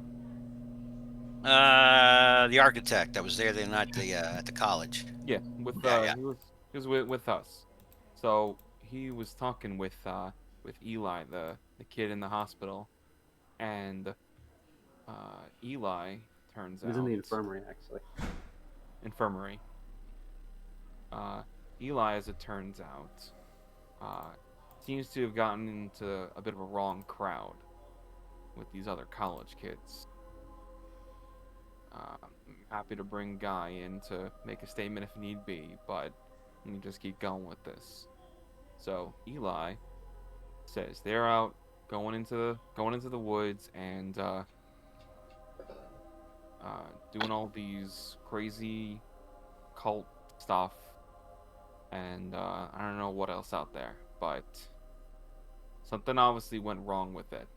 Cult stuff. What? Satan? That kind of thing? Probably. We got a satanic cult around here now? It's probably I guess I don't know. It's whatever the kids are doing these days. Oh, God, who knows? But All this Eastern shit. It's hard to tell. Just go to But- church. I have some better news for you. So What's that? we were all out. The book club, I'll call us. One of the ladies, not Catherine, Eleanor. Her kid went missing yesterday. After we got back from the infirmary, talking to you guys, we went out looking. Yeah, the King girl. Yeah. Yeah. We had cars out looking for her. Yeah. Well, we found her and everything, and she's home safe and everything. Oh, thank But God. we went out. We went out ready, because whatever's been happening all this time, and we were attacked by Clark Evans and Mary Alice Sims. And he just stares at you blankly. These cultists, as you say. Yeah. What do you mean Showed up. attacked? Well, when we found They have him, knives, guns. What happened? Clark came forward and just started swinging at us. He was screaming some like guttural noise that was making all this. This is at night. This is last night. It was last night, and we tried to get him off us, but he just kept going. And since we were armed and everything, and he still charged us, we shot him. We were keeping care of ourselves, making sure that he didn't hurt us. But there was something bestial about him, something off. Like if he was like high or You say we or- shot him. Who's we? I did. You said we, Jay. I did, and other people in our group. I need names, Jay. Can I make a psychology check to see if he's trying to just get the story, or if he's thinking that Yeah, we you actually committed a crime? Yeah, you can Or do is a that a law? psychology. Or is that a law check? I think that would be a psychology check, wouldn't it? I think it'd be a psychology check to discern his motives. You would know just base as a cop. He's a cop. He's going to ask questions. I mean, you're PI. You ask questions. Yeah. When you hear people leaving parts of the puzzle out, you're going to want to know more about what's happening. You're going to need more information. But you can do it. We'll say it's a psychology check on that. Oh. Ooh. How many points is that? Okay, no. Not. I mean, the old cop. Number one, Find this revolving door of luck, eh? if you want to push it for a No. hard. Oh, okay. I'd push it. I have to get a 37, right? Yeah. If you want to push it, though, I mean, there's going to be consequences if you push it. That's the thing. No, I can't push it here. Okay. I think I can go off of just the law. Okay. So I'll You went off the psychology. Okay. Well, I mean, okay. So part of what you know as a cop, and part of what you know as being Murph's friend and former partner. yeah. You don't think Murph, or at least in your gut, you don't think Murph suspects you of anything. But Murph is also going to have to figure out how all this fits together, same way you would have if you were a cop. Yeah. And so when he hears somebody say, "So we shot him," he needs to know who the we is. Yeah. Because if all this falls to shit, he has to know who's got to go before a jury. Yeah, Yeah. to be fair, he's got gunshot wounds from 3 different guns. So, Mhm. that's Well, I just mean, it's the I mean, this literally happened less than 12 hours ago. They probably haven't got ballistics test yet back or anything like that, but Yeah. you know, So yeah, was me. It was Shen Shimura, Father Fitzpatrick, and Guy, Mr. McBirmingham.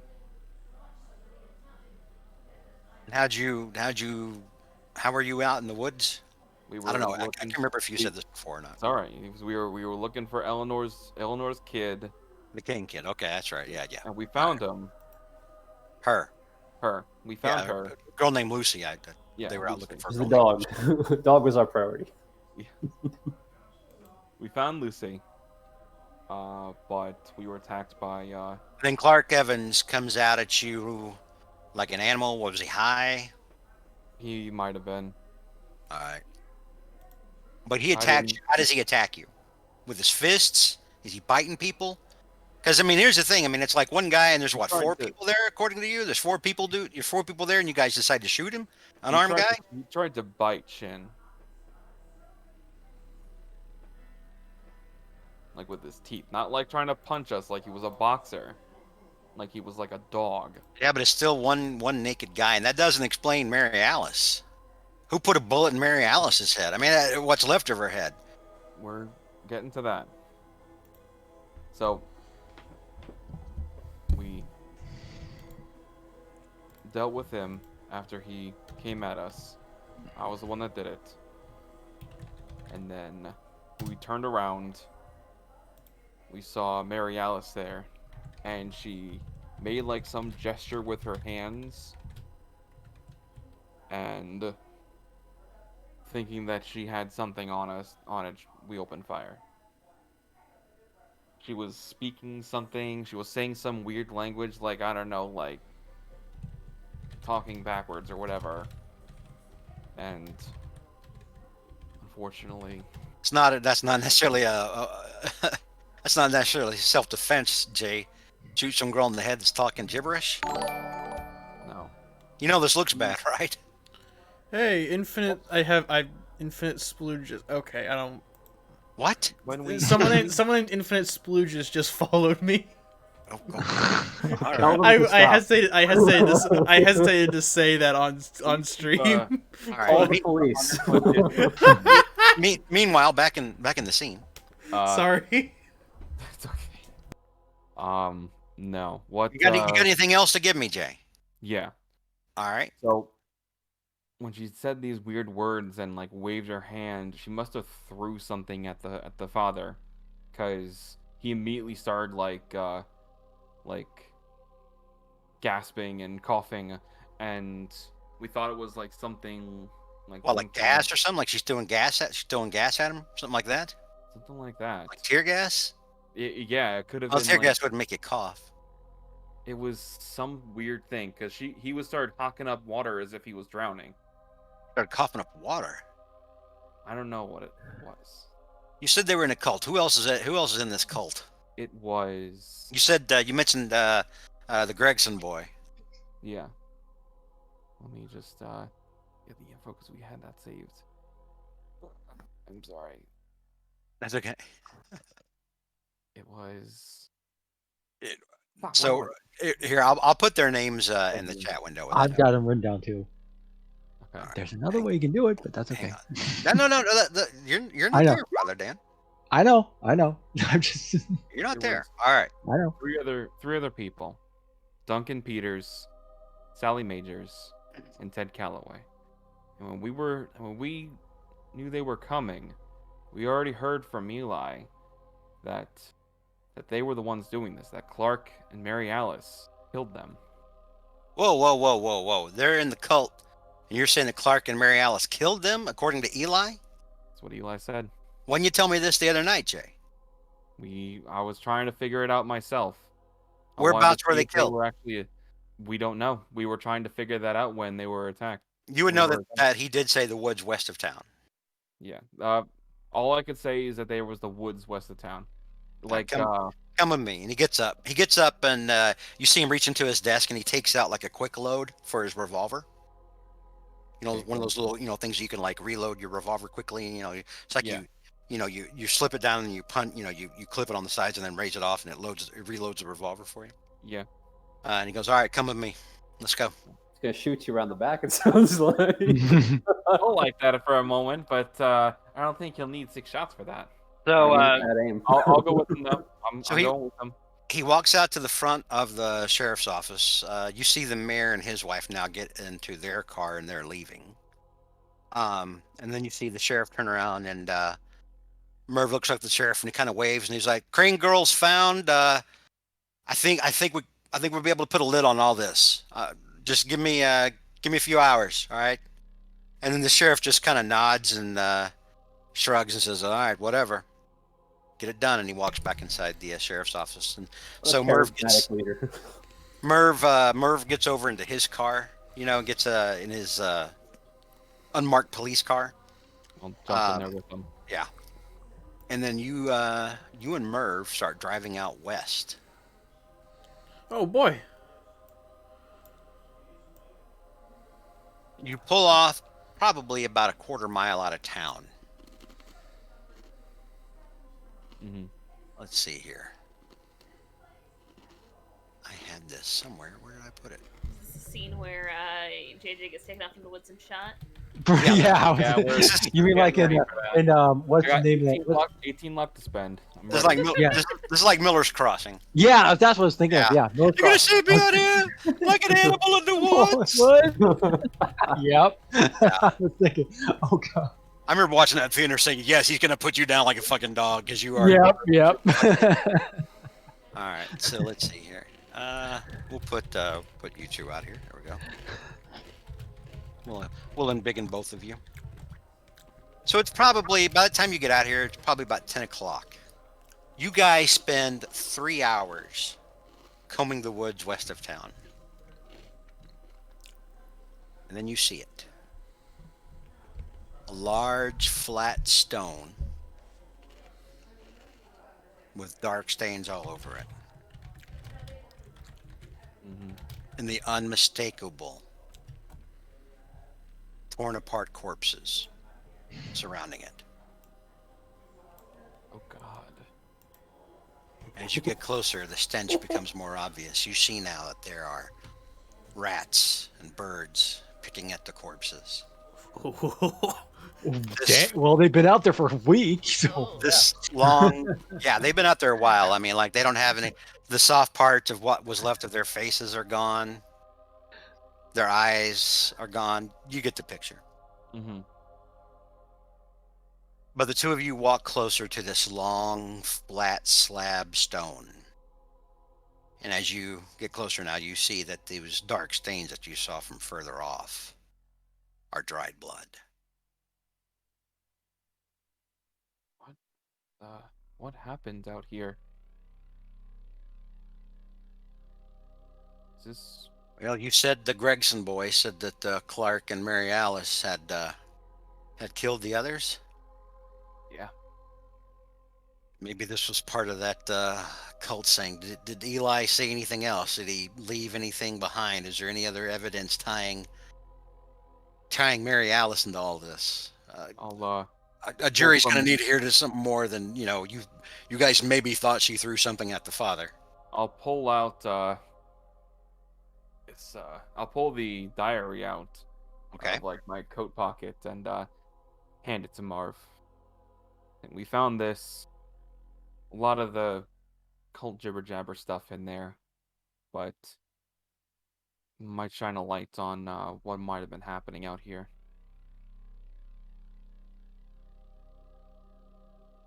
All right. So he starts going through the journal. He lights a cigarette. And then he pulls out, as he gets further and further into the journal, you see him pull a flask out of his coat and take a quick nip of courage from his whiskey flask. Probably apple juice. And then puts it back. I mean, this is the 60s. The cops could drink if they wanted to. Yeah, right. Oh, Probably not as a patrolman, but as a detective, yeah. You probably had a Yeah, there martini you go. lunch. Yeah.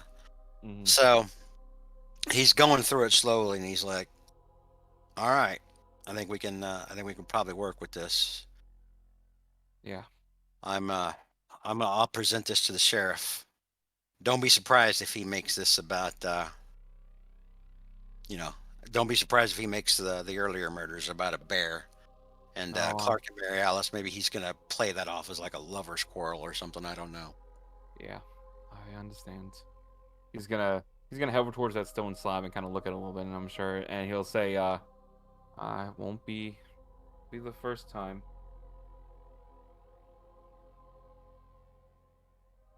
Till then, tell you and the others keep a lid on this. Oh yeah. I think we're gonna want to be long gone from this stuff. Tell him to keep a lid on it, and whatever comes out from the inquest and the papers, that's what happened. Yeah. And you see him now as he's explaining all this to you. He's running his hand through his hair, and his hand's kind of shaking a little bit. Like he has seen some shit, right? You and he have both seen some shit on the force, but he hasn't seen people sacrificed, Yeah. right? Yeah. It's a lot. Just hope that Hawthorne gets real quiet for a while. Yeah. Jesus. All right. Well, and he kind of takes one last look at all the body, mostly body parts, just that what remains of these three corpses just sort of strewn around. But he's examining them. Jay, give me a medicine check Yeah. as you're looking down at these bodies as well. I'd love to. Ah, it'll be easy. No. All right. You want to spend 25 luck? Yeah, I rolled with me still. All Well, right. I want to spend 24 to luck? No, I wish All I right. could. I'm So- surprised I have one. I have nothing. I have struggled with a band-aid. I mean, a lot of skills you can they are like base. Like a lot of skills have different like just default levels. Mhm. Like throw, I think throws maybe even like 10% Right. or 20% or something like that. Yeah, I think so. So Jay kind of steps around the bodies, and it's like, he's kind of looking at him. It's like some of these, it looks like parts of their bodies are just crushed flat by something huge. I'm just gonna stay silent. Look, and not. I feel like I'm kind of giving him mercy because it doesn't weigh on me too much, but I can clearly remember that that satyr, my photographic memory just showing every single flash of brute strength of Shen nearly getting his head taken off by it, and how it barely reacted to my first shot. I'm not gonna say anything. I'll let Merv either decide that it might have just happened with something else. I'll let him answer it for himself. You see him walk around the other side of the altar now, and he's looking down at the ground. He's like, this must be what remains of the girl. It looks like her chest was just flattened by like a tree trunk or a log or something. I've never seen anything like that. Jail just kind of walk with him, not really taking too many looks, because I'm sure we can tell this. But do I see anything like else like around this area? Like I don't see any like crime scene tape or anything like that. I'm not sure if like. And since No, it didn't come up in the there's no news, crime scene. I mean, like literally, you two just discovered the scene of the crime together. Okay. The cops move fast, but not that fast. Right. Oh, I didn't know that he knew about the spot. Okay. No, he didn't know about it. You guys were searching in the woods for it.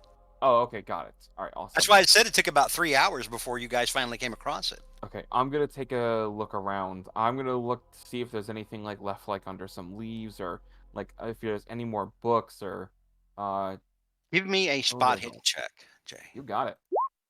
Oh my Oh. god. I can't roll for the sake of me. All right. What is that? Damn, you're just taking L's. 11. Okay. This. I need to do that one. All right. 11 luck. This Give me that 75. This feels fairly important, considering that This it was. feels important. I need to get at least some kind of W here. You're looking at the altar, and you notice now, some of them are covered in blood, but at each corner of this giant stone altar, there are four symbols on each corner, and they look like symbols that you saw in that spell book. Oh shit! I'll get a little bit closer and kind of just run my fingers through them. Did it come with words or anything like that? Yeah, I mean the spell book did, but the spell book is in like Latin, Greek, and Arabic. I mean, Yeah, I didn't you, speak that. I did say that you guys noticed symbols, and like Mhm. Yep. pictograms as you were looking through it, but you couldn't really read it. Like Father Dan, it's written in like bits and pieces, like three This different is Latin. languages. Father Dan Yeah. could understand like some of the Latin, but not enough to piece together what everything was. Hmm. I'm gonna just take note of that, and I'll see if I can talk with Father Dan about reading the book later about what these symbols meant, Okay. what they actually did. All right. Anything else Um, other than these big symbols? no, that's the only thing that you saw, real, other than the torn apart college kids. Yeah. Yeah, no, I noticed that part. Okay. Yeah. So you and Merv sort of, you see Merv, making notes exactly, how to get back here. How far north you guys are from the road, putting all of his Boy Scout skills to use, judging by the angle of the sun and everything else. Yeah, gotta get You your know, compass out. yeah. I'll And I'll he just goes, hmm? I'll Go ahead. just be silent and just keep a track of how we got here. He goes, all right, let's get back to the office. I'm gonna talk to Winslow, and then we'll get forensics out here and get the coroner out here. Okay. Good to But hear. I think I can. I think this is enough to go off of. I think I'll be able to steer clear of the inquest. And honestly, I don't think Winslow or the mayor is going to want you four going on trial and dragging this thing out even further. We're just going to chalk it up to you know, cult shit, Yeah. whatever this was, After Anton LaVey type shit, whatever. Keep it out. after Keep it out on the West Coast, freaks. yeah. After after you get this done, I really hope you take a break from this, Merv. Yeah, I'm gonna take a vacation. Yeah. I'm gonna go up to the Catskills, maybe do some fishing. Sounds like a good idea. All right, let's get going. Yeah, let's get out of here. So you and Merv leave. I know some of you wanted to go back to the witches shop or over to Serena's odds and Yes, ends. but I think we should all go together so we could figure that out Yeah. together. So Okay. if we Yeah. do personal stuff. Let's do that. All right. Right. So we'll say Jay, you get back probably about 2 o'clock Yeah. in the afternoon with Merv, or back to the station. Mhm. Merv goes back inside to talk to the sheriff. And you're at your car. Where do you go? I'm Or do you going stop at a to. payphone and call anybody? What do you want to do? I'm gonna see if I can get people together for to talk about this, and we can go to the place. So I'm gonna give everyone a call and see, hey, can we meet at I'll call Eleanor first. See, hey, is it okay if we meet at your house to talk about the book club? Talk about the occult store. Yeah, of course. Okay, All good. right. So you call Eleanor, see if she wants to go to the occult store. And I'm assuming you try to contact the others. Yeah, I'll call the others and Okay. let them know. I know Guy probably Well, might have something to do today. we'll go one at a time. Eleanor, this morning you had a very pointed conversation with your husband about whether or not you're keeping the nanny on after Yes. what she said the night before. Mhm. Give me a persuasion check. Oh boy.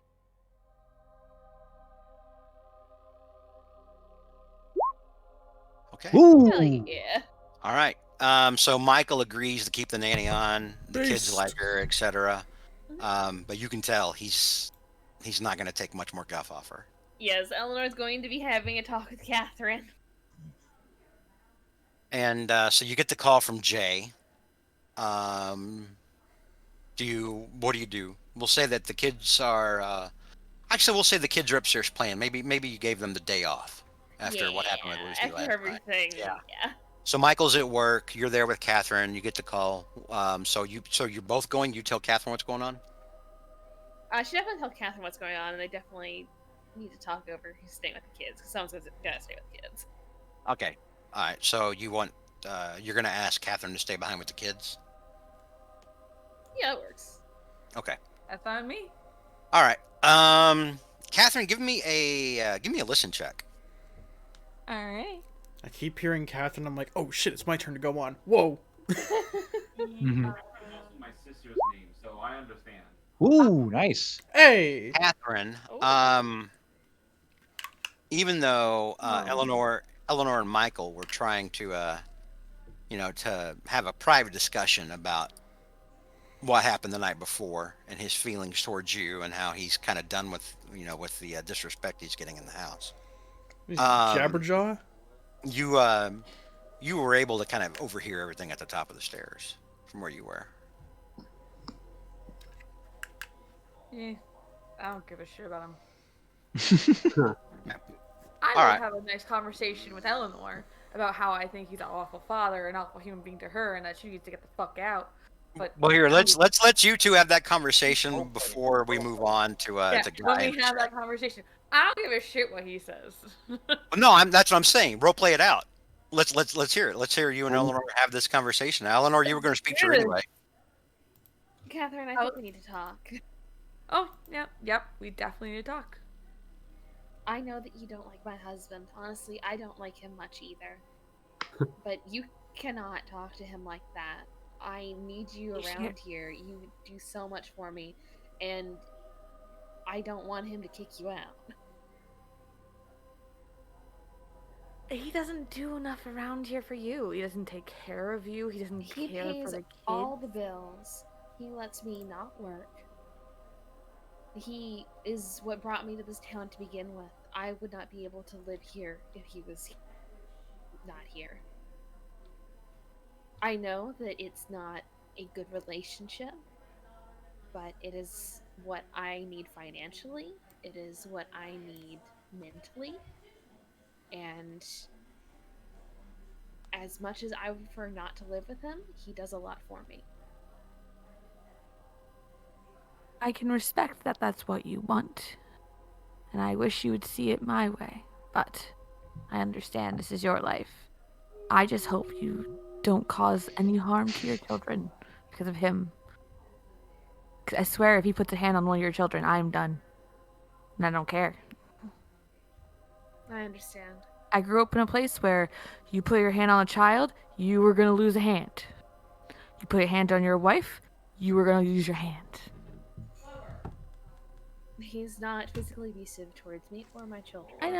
I know, but that's how I was raised, and that's how my family was structured. I can understand that.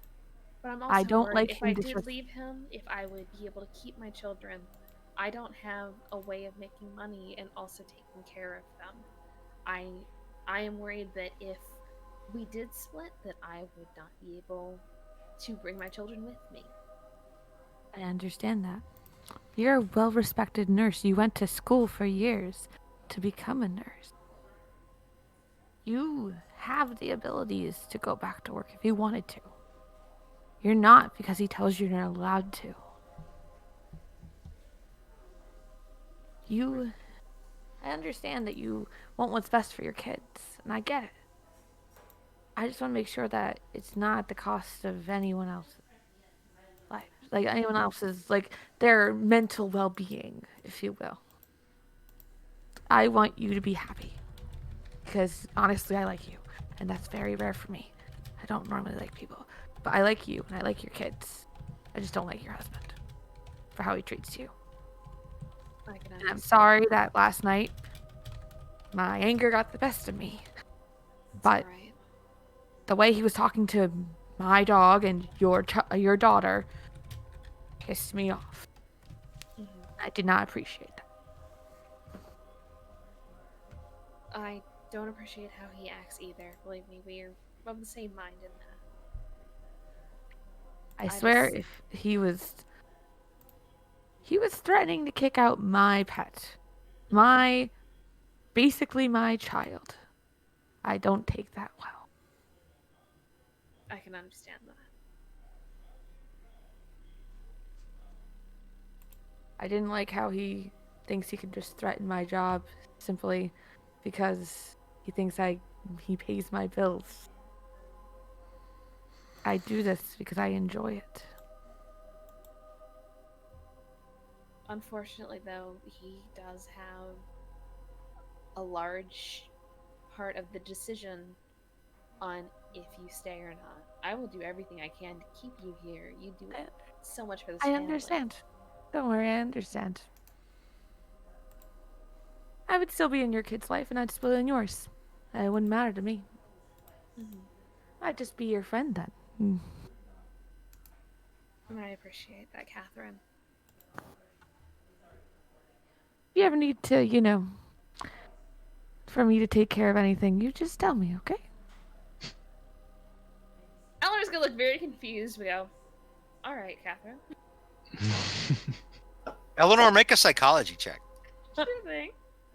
Wait. Oh. You know You can what? spend that 7 Go points. for of luck. it! I'm gonna spend that 7. Okay. Go All for it! right. So you spend the 7, and you definitely get the feeling that, like Catherine just suggested, if you ever want Michael to just go away, she would do it. I think that's what Catherine was intimating. Yeah. Catherine or Eleanor is going to very slowly nod and seem to honestly be thinking about it.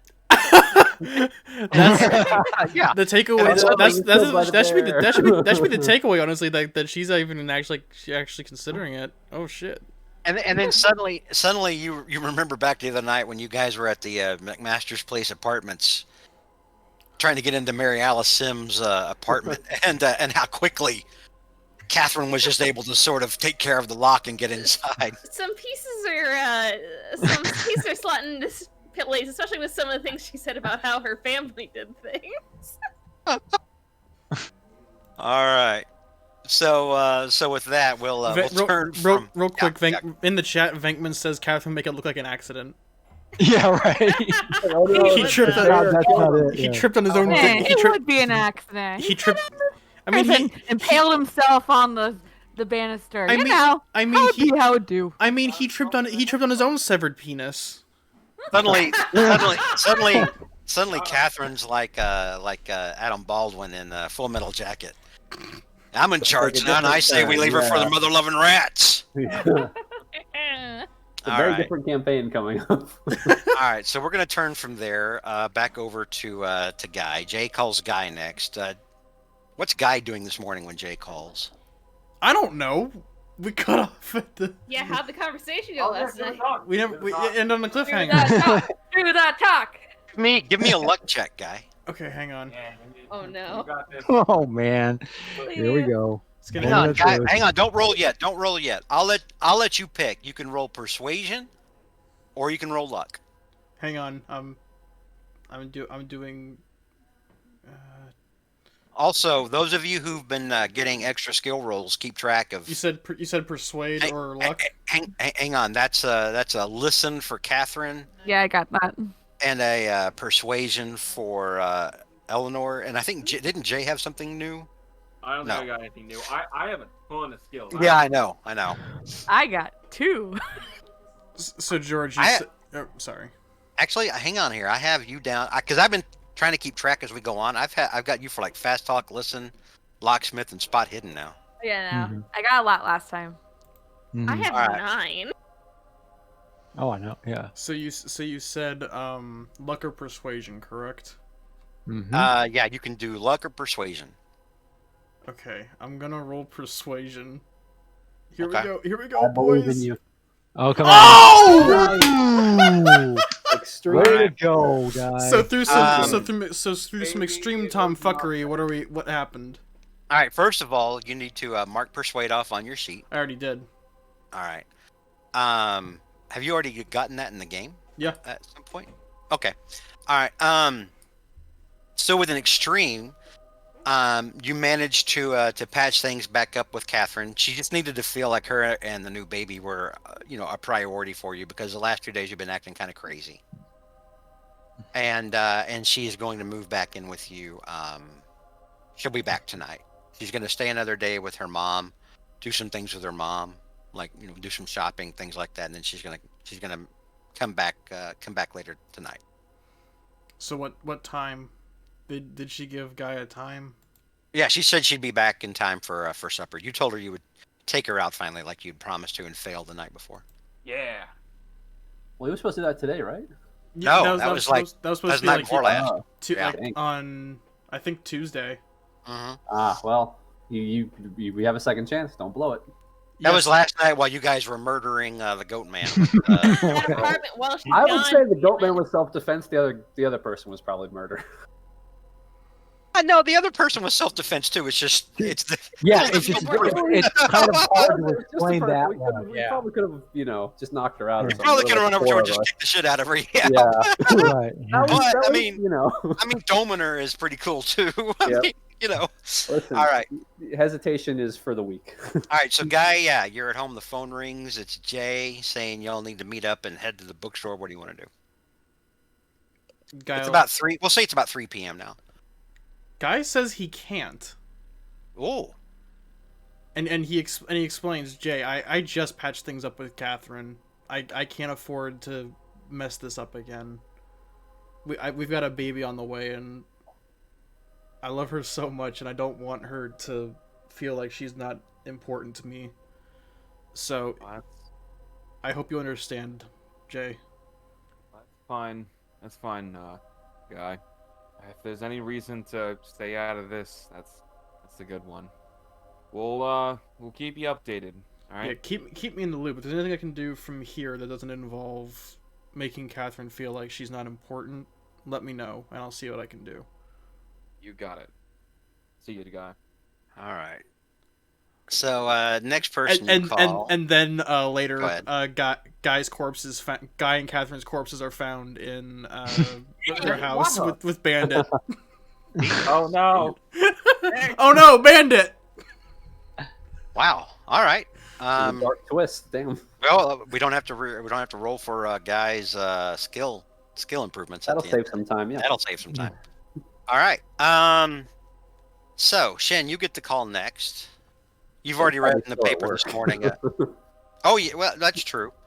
Actually, we'll save you for laugh. We'll say that. Well, no, I mean, I would say Shen probably stopped off early, like to drop off salt for Dan, but after that he's just working. Yep.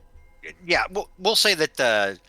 Jay, you don't know Shen's work number, but I mean, this is a time when yellow pages were a thing, and they were literally there anywhere you wanted them. So. It's the one mechanic in town. Like. So yeah, the shop phone rings. Shen, you get the call. Yep. Hey, Benny's auto body. hey, it's Jay. Shen, we're planning on heading to that bookstore. You free? Not till after 5.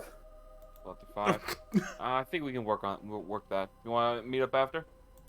Yeah, that's fine. We'll get a look at this, see what's going on. All right, I'll bring Dan as well. Yeah. Just gonna check on him after work anyway. Yeah, definitely. All right. So Jay is going to go to Serena's. It's easier if we had Discord.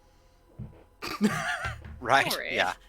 No, we need It Unity, would be not easier if they Discord. had anything other than a rotary. The last person I called said, "Oh, I'm busy till 5." Like, oh, okay. Hey, don't worry. In 40 years, I'm gonna invent a beeper.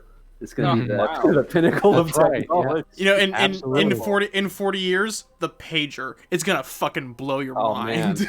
Right. Oh yes, absolutely. Right. So, all right. So we're gonna say then that we'll say, for the sake of argument, everybody's gonna go over there at 5. Well, by everybody, I mean the 4 of you. Mm-hmm. Just for expedience sake, Okay. as we try to wrap this up, or as we try to get closer to wrapping it up. Right. All right. So I'm putting you all together so I can. Oh, copy. I didn't explain what I didn't explain what Father Dan was doing. Yeah. Go ahead. Make it quick.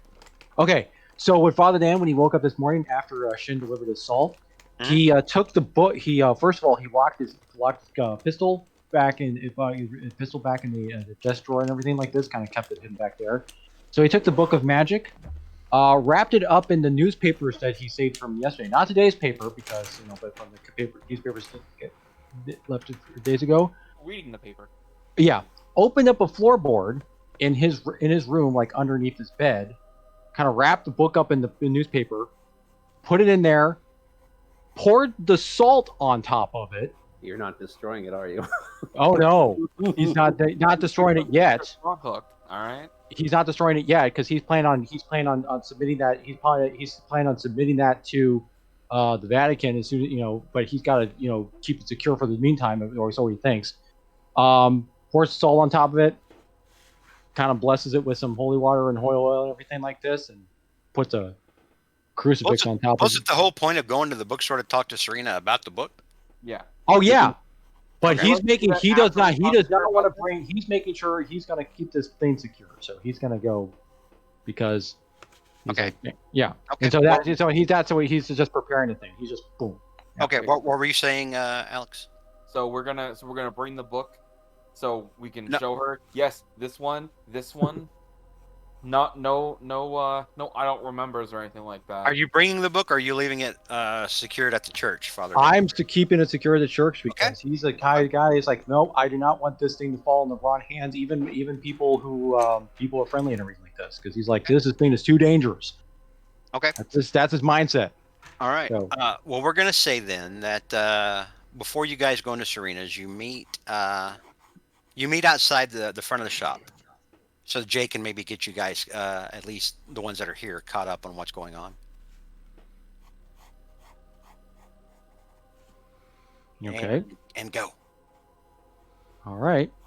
Jay, did you want to catch them up on? All right. So we're leaving the book there. We're gonna go to head there. So Yeah. once we head in, we're gonna head right. No. up to, You're out front right now. You've all just gotten there. Sorry. That's why I'm saying I was gonna have that happen, so in case you wanted to catch the others as to what was going on with everything that happened with you today. Yep. Okay. So, good news is we're all off the hook.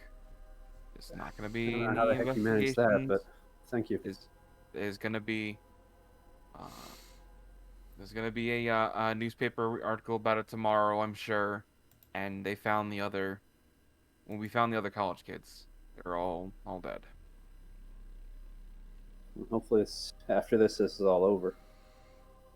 Yeah, we need to head in there and make sure that there's nothing else going on in town. Because this is this So you think stuff. she knew about this, or at least she knew more than she was letting on when you talked to her before? I don't know. I honestly, I thought this was just a dead end when last time we were here. I was looking for a bear, but now I can't really forget the face of that thing anymore. We should head in there and figure out the truth. Figure out what we're gonna do. All right, I'm right behind you. All right, let's go, everybody. All All right. right. Well, hang on, Eleanor. Father Dan, do y'all have any reaction to what Jay just said? Hang on, I asked Eleanor first. Eleanor, do you have any reaction to what Jay just said? Eleanor? Can you guys hear me? Hello? Yeah, we can hear you. Yeah. No, Eleanor's just kind of nodding and agreeing. Okay. Father Well, Dan, do you, Father Dan kind of nods as Jay's talking about this. He goes, when the time comes, I will also make mention of something because but yeah, let's we should talk. We should talk to her. I think. So this is Serana, or is it Serena? Serena. Serena. Uh, Okay. Good. actually, Jay, remember you know her. You did a case Yeah. for her where somebody had stolen some money from her, and you found out who it was, and the guy was never seen again. Yeah. Yeah. Probably So there. probably a bear. So Thank goodness. so yeah, you four walk in, and she's there at the counter. Looks like she's doing a little bookkeeping. The strong sense of wormwood and incense and old books hits you. It's actually kind of pleasant as you walk inside here. Yeah. And she looks up. She says, "Oh, Mr. Jones, Miss Kane," and she kind of gives a weird look. Father, Miss Talbot. Son? what can I do for you today? Hi, Serena. We're all gonna head up to her, and so we have a few questions for you. It's in regards to a book you sold recently. A book I sold recently.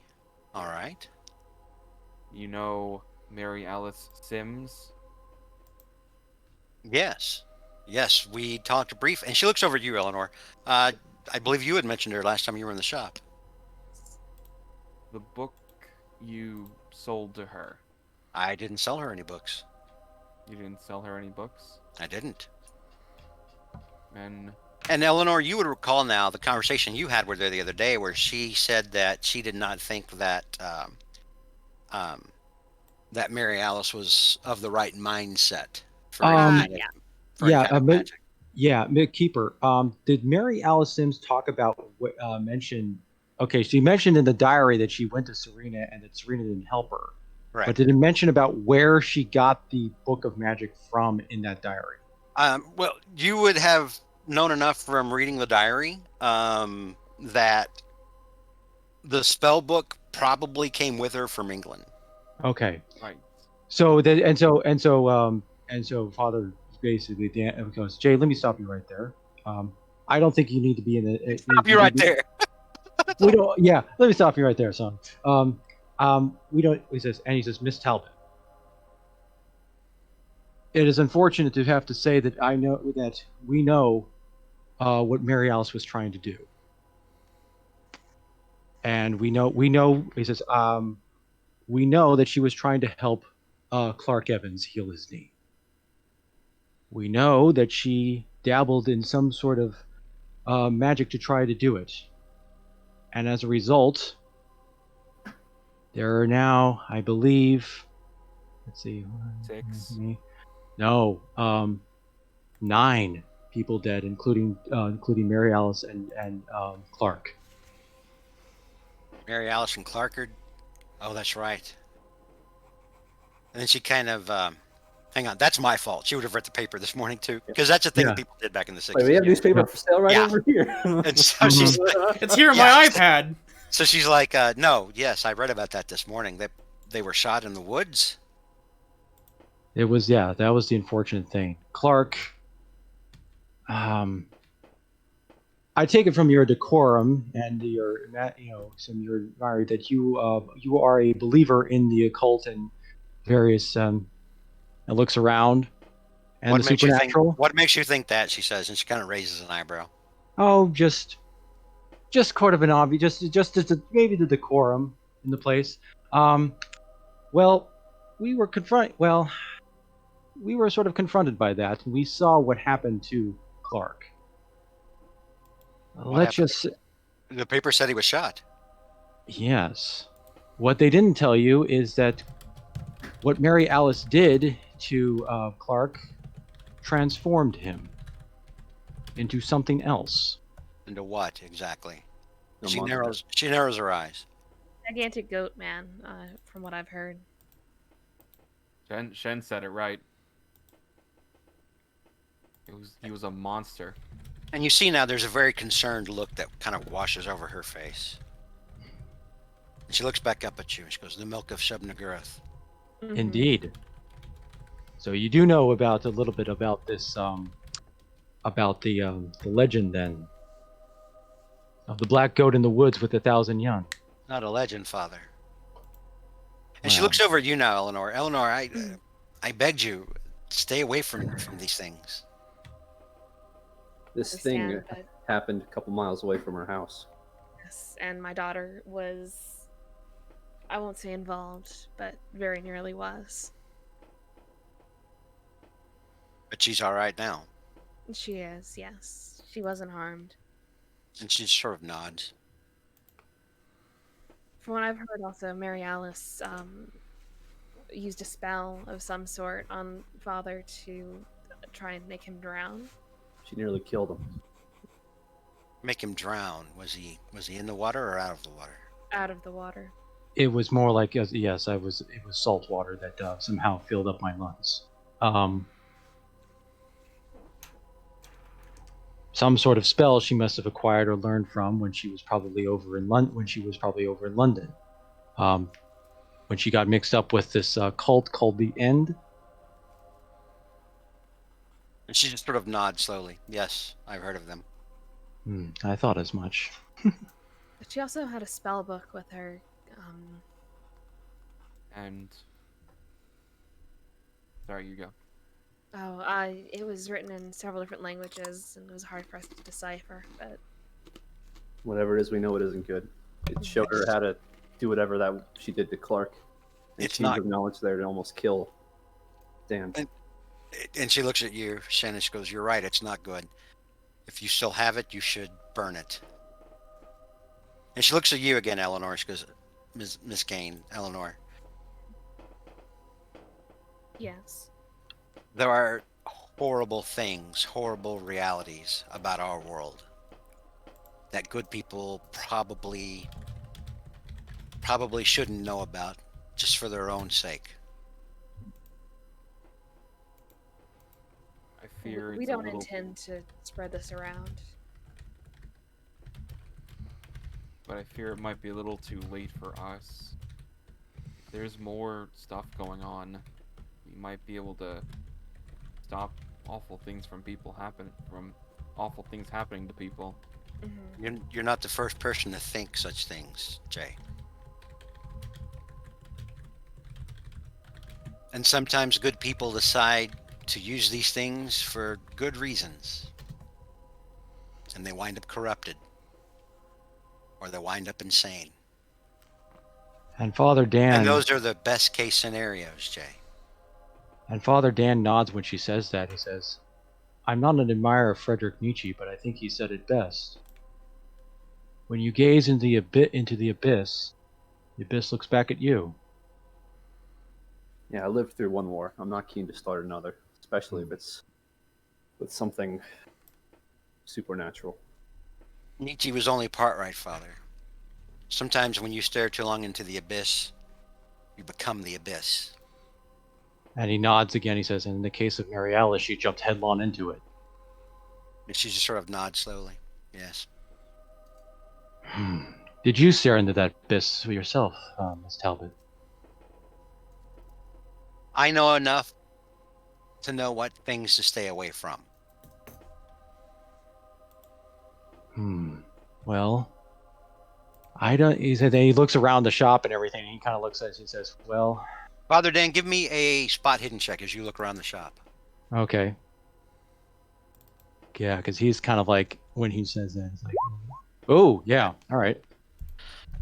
As you start looking around the shop, where she is at the counter, there is a drawn curtain.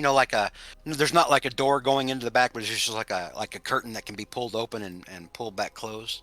Mm-hmm. A simple dark green cloth curtain, but it's pulled back, and you in the back of her shop you see of course other books, different jars of different items, and you also see very quickly faint translucent figure that seems to move about the front of that entryway very quickly, and then it's gone almost as soon as you see it. Would Eleanor He see doesn't. this? Hang on. Eleanor has seen it before, but Father Dan was the one that said specifically he was looking around the shop. That's why I did that to him. Yeah, but so when he saw that, he won't see. He kind of like he kind of does a little bit of a slight look, and he says, "Hmm." But maybe that abyss hasn't exactly quite left you as of yet.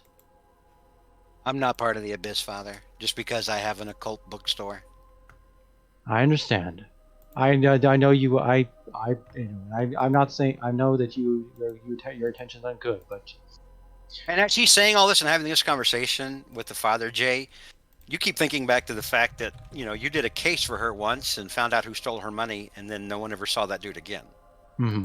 Yeah, maybe she's someone who's like Mary Alice and can. She's in league with the Bears. No. He says, "Look, I'm just saying this is," and Father Jay's like, "No," says, I'm not. I understand, but it's just Mary. It's just that I may not know as much as you do, but I've seen enough to know that there are things about that beyond this world that. I'm in agreement that we shouldn't trifle with you. I'm just kind of maybe not of the mindset we shouldn't be poking that with a stick necessarily. Is all I'm saying. It's not me you should have to worry about, Father. There are far worse things in this town than I am. There's far worse things than coughing up seawater. Indeed. And she looks over at you, Eleanor, and she's like, and that is why I have told you, I have pleaded with you to stay away from all of this, Eleanor. Eleanor is gonna kind of keep her gaze and say, "This Now time, I kiss. feel we had to act. I know it's not what you would have liked, but You control your own destiny, Miss Kane. at Mrs. least Kane. in this case, at least it ended well." I wouldn't call 9 people dead well, but it could have been worse. 9 people in a spell book now that you may or may not dispose of. We'll destroy the book. And Father Dan, he says, it is secure for now, but we will do. But I believe destroying it would be best for all concerned. And Father Dan, as you say, it's secure for now. You kind of you see her look down sort of at the counter and give sort of a bemused smirk. Mm. Like she's heard this kind of thing before. Maybe. Right, yeah.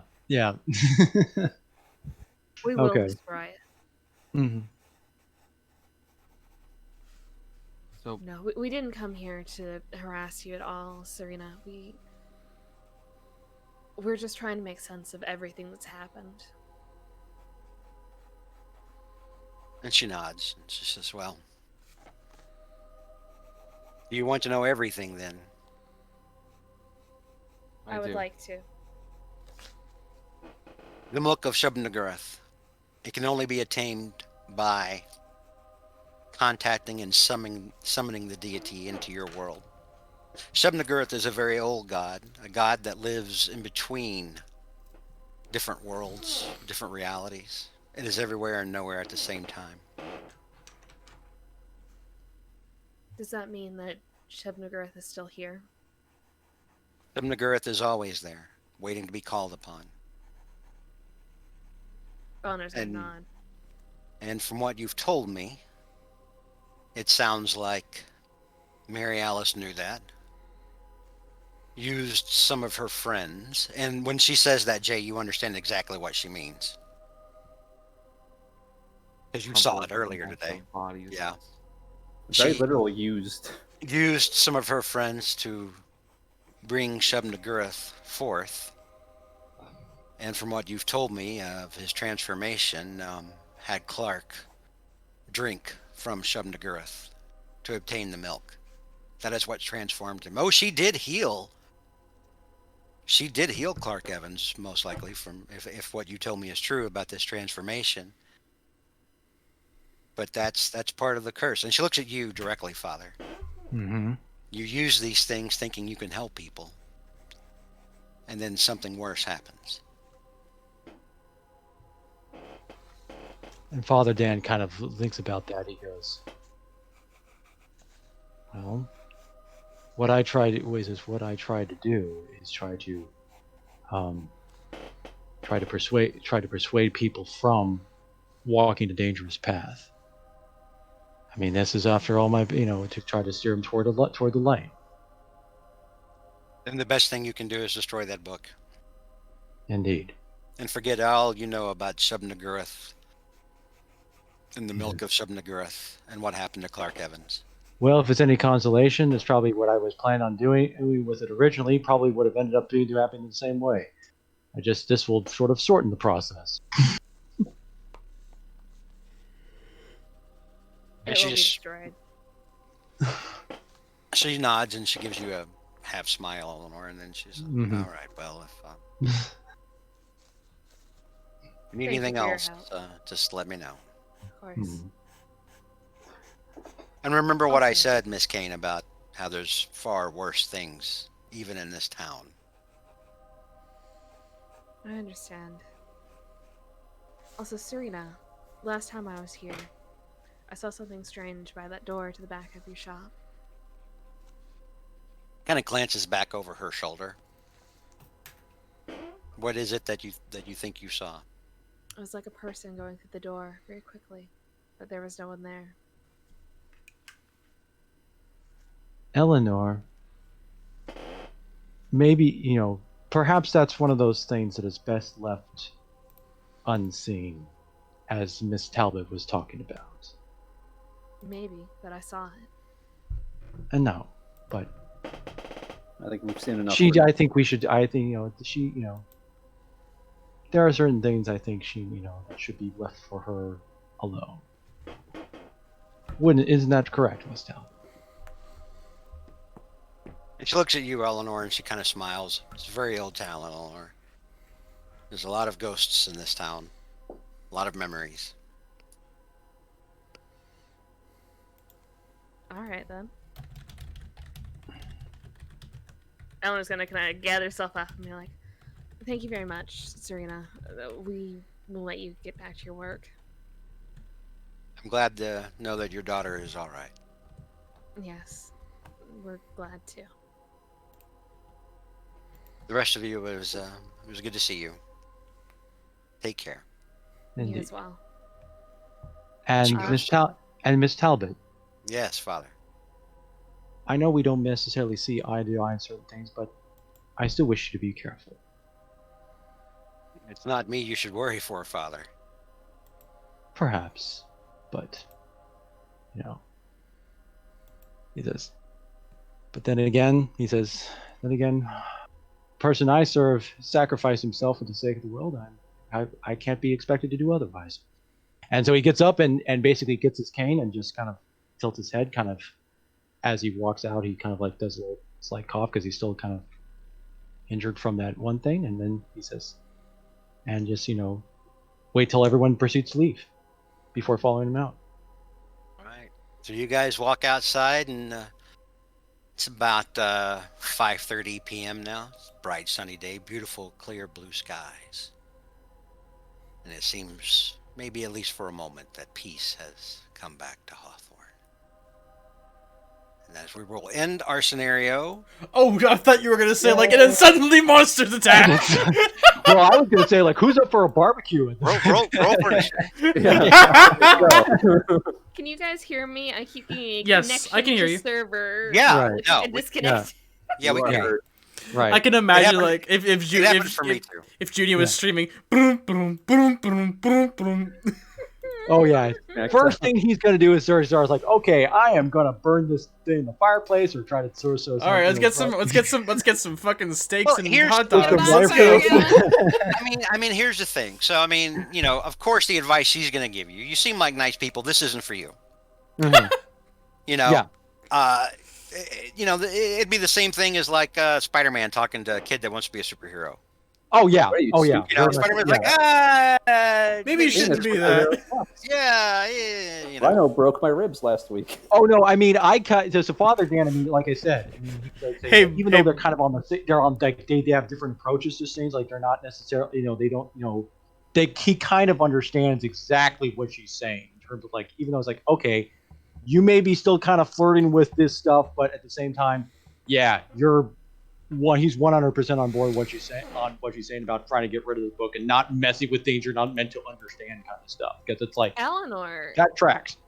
Eleanor's actually gonna pull Father aside once they are out of distance from the shop. Go, Father, I don't think you should destroy the book.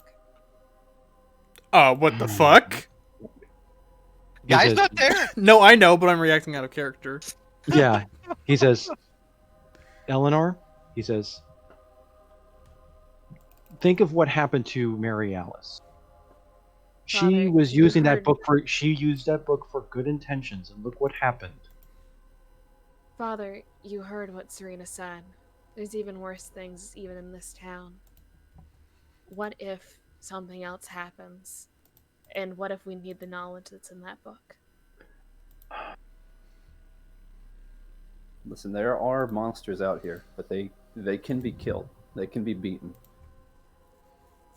There's no time to turn to stuff like that. It'll only get worse. I'm not saying that we should read it. I think that we should keep it safe, keep it secure, and not touch it. Forget it exists. And if something horrible does happen again, and we need the knowledge in it, it will still be there for us to access. And Father Dan's kind of, when he hears that, he's just shaking his head. Oh, Eleanor, you are talking about a very dangerous, potentially dangerous suggestion here. He says, we will.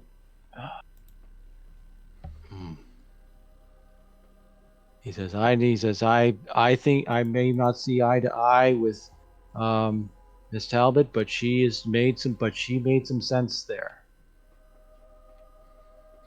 But I do agree on you on the this thing. This is probably not the only time. This is probably not the last we've heard of the end. Mhm. And he's gonna go ahead. Oh well. He says, I suggest you pray on it. Um, and not, there are things, he says, because believe me, there are things worse. Just because, consider the fact that that if you looked at that, there might be something worse if you keep looking into some knowledge is meant to be forbidden. And he's like, and after he says that, he kind of walks off, and heads back to Shen's car, basically. It's like, where he's is he like, walking to? he's walking to his coach, All right, I'm out. Let's go, boys. he says, I'm going to do a little stroll, basically thing, because I got to do little, he's Parked kind over of here, Dan. We parked over there. Right, okay. Well, I'm enjoying the sun. Can't I just enjoy the nice day? It's nice. Eleanor's going to go home and pray on it, and then there's God, like Silent Bob, off to the side, silently shaking his head, going, "No." I love the Catholic priest telling the Jewish woman, "You should go pray on it." So here's a question. Venkman's in the chat and he asks, "How do you like your book? Well done." Here's a question. How do you like your book cooked, guys? Let's get some interaction with the audience. Burn the book. Well, I mean, it's the classic dilemma. I mean, sure, like in real life, absolutely burn the book and do what she said. Forget all about this shit. Put it behind you. Don't dabble in this shit. From a player standpoint, I mean, this thing's chock full of cool shit. Oh yeah. I mean, it's chock full of let's fill the religion's lungs with water. Bulletproof goat man sounds pretty cool. I mean, wait a minute, bulletproof. Now hang on a minute. Well, that's true. Hang on, what were you saying, Junie? From Eleanor's perspective, like, her kids are were in danger in this event and stuff, and she, anything that she can do to keep them safe, right? She wants to do, and she doesn't if there is ever a chance that something is going to happen again, she wants to be prepared for it. She wants to have every piece of knowledge that she has access to ready, because I mean, Serena's already said there is something worse out there. Listen, buy a gun. Learn to use gun. Very viable option. I mean, to be fair, if she does want her husband to have an unfortunate accident, right? Yeah. We've seen multiple uses already.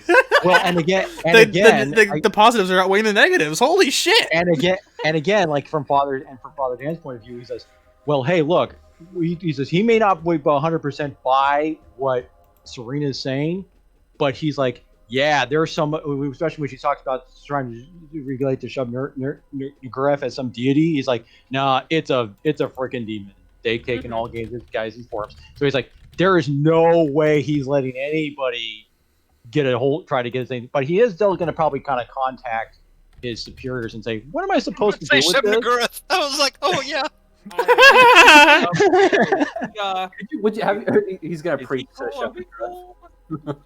He's like, hey, yeah, I got this thing in here. What am I supposed to exactly do with it? Well, you guys, I need some advice here, because because I'm not sure if I should keep this thing necessarily hidden away at the church. So. I gotta say, I'm happy with how everybody is kind of filling out their characters for the end, but I'm pretty sure Jay wouldn't be able to just kind of sit there and know that there's more out there. He'd probably be heading back to that bookstore and say, "Here, you got to teach me about this, or I'm going to start learning about the wrong way." I feel like Eleanor and Jay are probably going to be the two who are still looking into shit every Saturday night kind of thing. Exactly. They're in it's like Ghostbusters 2 when there's only 2 of them left and they're just doing kids party shit. Right. And we call it book club. It's perfect. It is. Absolutely. It really is. Yeah. Great. Love it. Yeah. Hang on a second. I'm looking for something real quick. Oh no. How'd I get away from yo bitch ass? Yeah. By the way, the thing is that listening to those dark adventure radio theaters. Yeah. And has anybody else listened to those? Yeah. Has anyone else listened to I those? listened to all of them actually. Oh, did you? And oh yeah, and because there was a couple ones in there about with the guy where because there's a couple ones in there where there is actually slightly adaptations where the guy goes to like a monk or something like this and says, "Oh, what am I supposed to do?" And it's like, "Oh, that totally solidifies how I can approach Father Dan with some of this stuff." It's like perfect, and so yeah, so I'm like, "Yep, Doing research always helps. oh Yeah, yeah, I looked around it a little bit. Oh, my mom went to Yeah. bed half an hour ago. Okay. Okay. Good night to your mother. yeah, I just got a notification on my tablet. Interesting. saying- All right. okay, This is what Shub Nagurath typically. This is the most recent depiction of Shub Nagurath. I posted it in the Discord from. Wow, I hate okay, No, that is not Shub. Let me That's describe Shelmar. how I don't like that. Oh, wait a minute. no, it's Oh, so it's King Ghidorah with 50 heads. Okay. Hell something yeah. like that, yeah. It's kind of like, oh yeah, Can't tell if Wait- those are now wait eyes just one or goddamn mouths minute. or I think more those are tentacles. mouths. Those are mm-hmm. mouths. It has too many mouths and not enough other recognizable features. Right, yeah. Well, which is very Lovecraftian because this whole thing is about like, yeah, he's like, Tentacles. well, I can't really describe it, so it's like Non-Euclidean. non-Euclidean geometry. Non-Euclidean geometry, yeah. Man, I don't right. know what non-Euclidean means, but it's that. Isn't it like isn't it like Euclidean if I've ever seen one? isn't it like not aesthetic? It's something to do with like being aesthetically pleasing. I've forgotten it what. basically just means everything's a curved surface. It's yeah, basically non-Euclidean just basically means like anything that's not basically math. The idea is like, oh, it's not common mathematics. It's basically think quantum physics, basically. It's like an MC Escher painting, except when you look at it, you go mad Yeah. because it doesn't make sense. Yep. All right, so at the end of the adventure, let's go ahead and get our character. Well, everybody except Guy, because Guy said he and Catherine are dead. Yep. No, I did. Wait, what? That They've was been a dead shame. since the beginning of the movie. All right. Is this a where are they now kind of sequence? No, this is this is This is- rolling to improve your character. We're going to start with Catherine. To see if she's improved her skills. First of all, everybody, and this is everybody, you have completed the adventure. You have stopped the darkness for now. Everyone, roll a 1d6 and add that to your sanity score. Not your max sanity, but your regular sanity score. Okay. Oh, nice. Hey, That was consistent.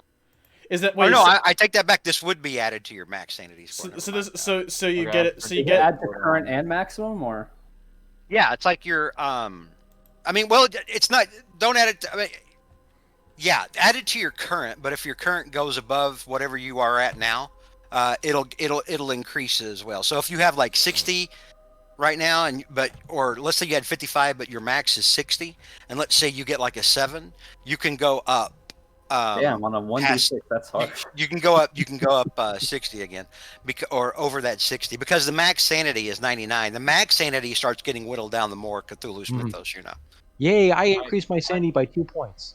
Yeah, I'm net positive for this adventure. I I'm- started with I'm- 39 sanity. I ended with 40. I'm so- I'm almost back to where I was. I'm at a solid 48. Was Alright. at 64. This All right. adventure was less mentally damaging than the war. I mean, this adventure was mainly set up to try to. in compared to other mythos. He was down to like 20. This was the easy adventure. This He- is training yeah, wheels adventure. Yeah, He- this was very training wheels. Well, All no, right. Shen or not Shen, but Father Dan and I think was it Shen that was in Nam? Or was it no? It was Shin JJ. was in It was, Father Dan was in Korea. So, Originally- but yeah, by the time I by the time of the Tet offensive, it's gonna be like a 25. mm-hmm. Right? Yeah.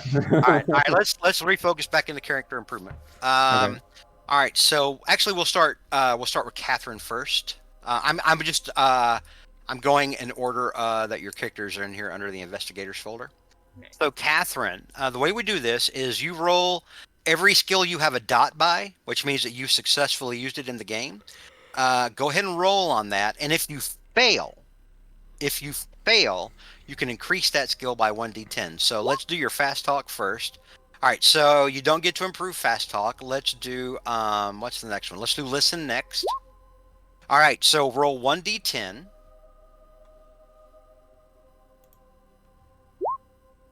All right, your listen goes up 9 points, so it's going to go from a 52 up to a 61. And now let's do locksmith. Your locksmith will also improve by 1d10. Oh, so we succeed, we improve, or Oh fail, no, we I'm sorry. That's right. No, it's only on a Yeah, failure. yeah. My bad. My Okay. bad. And the last one. And the last one is spot hidden. You Yay! failed spot hidden, so it goes up another 1d10. I like that you fail. That you can You fail fail upwards, succeeding. basically. Yeah. Yes. Story Yeah, of my life. it do be like that.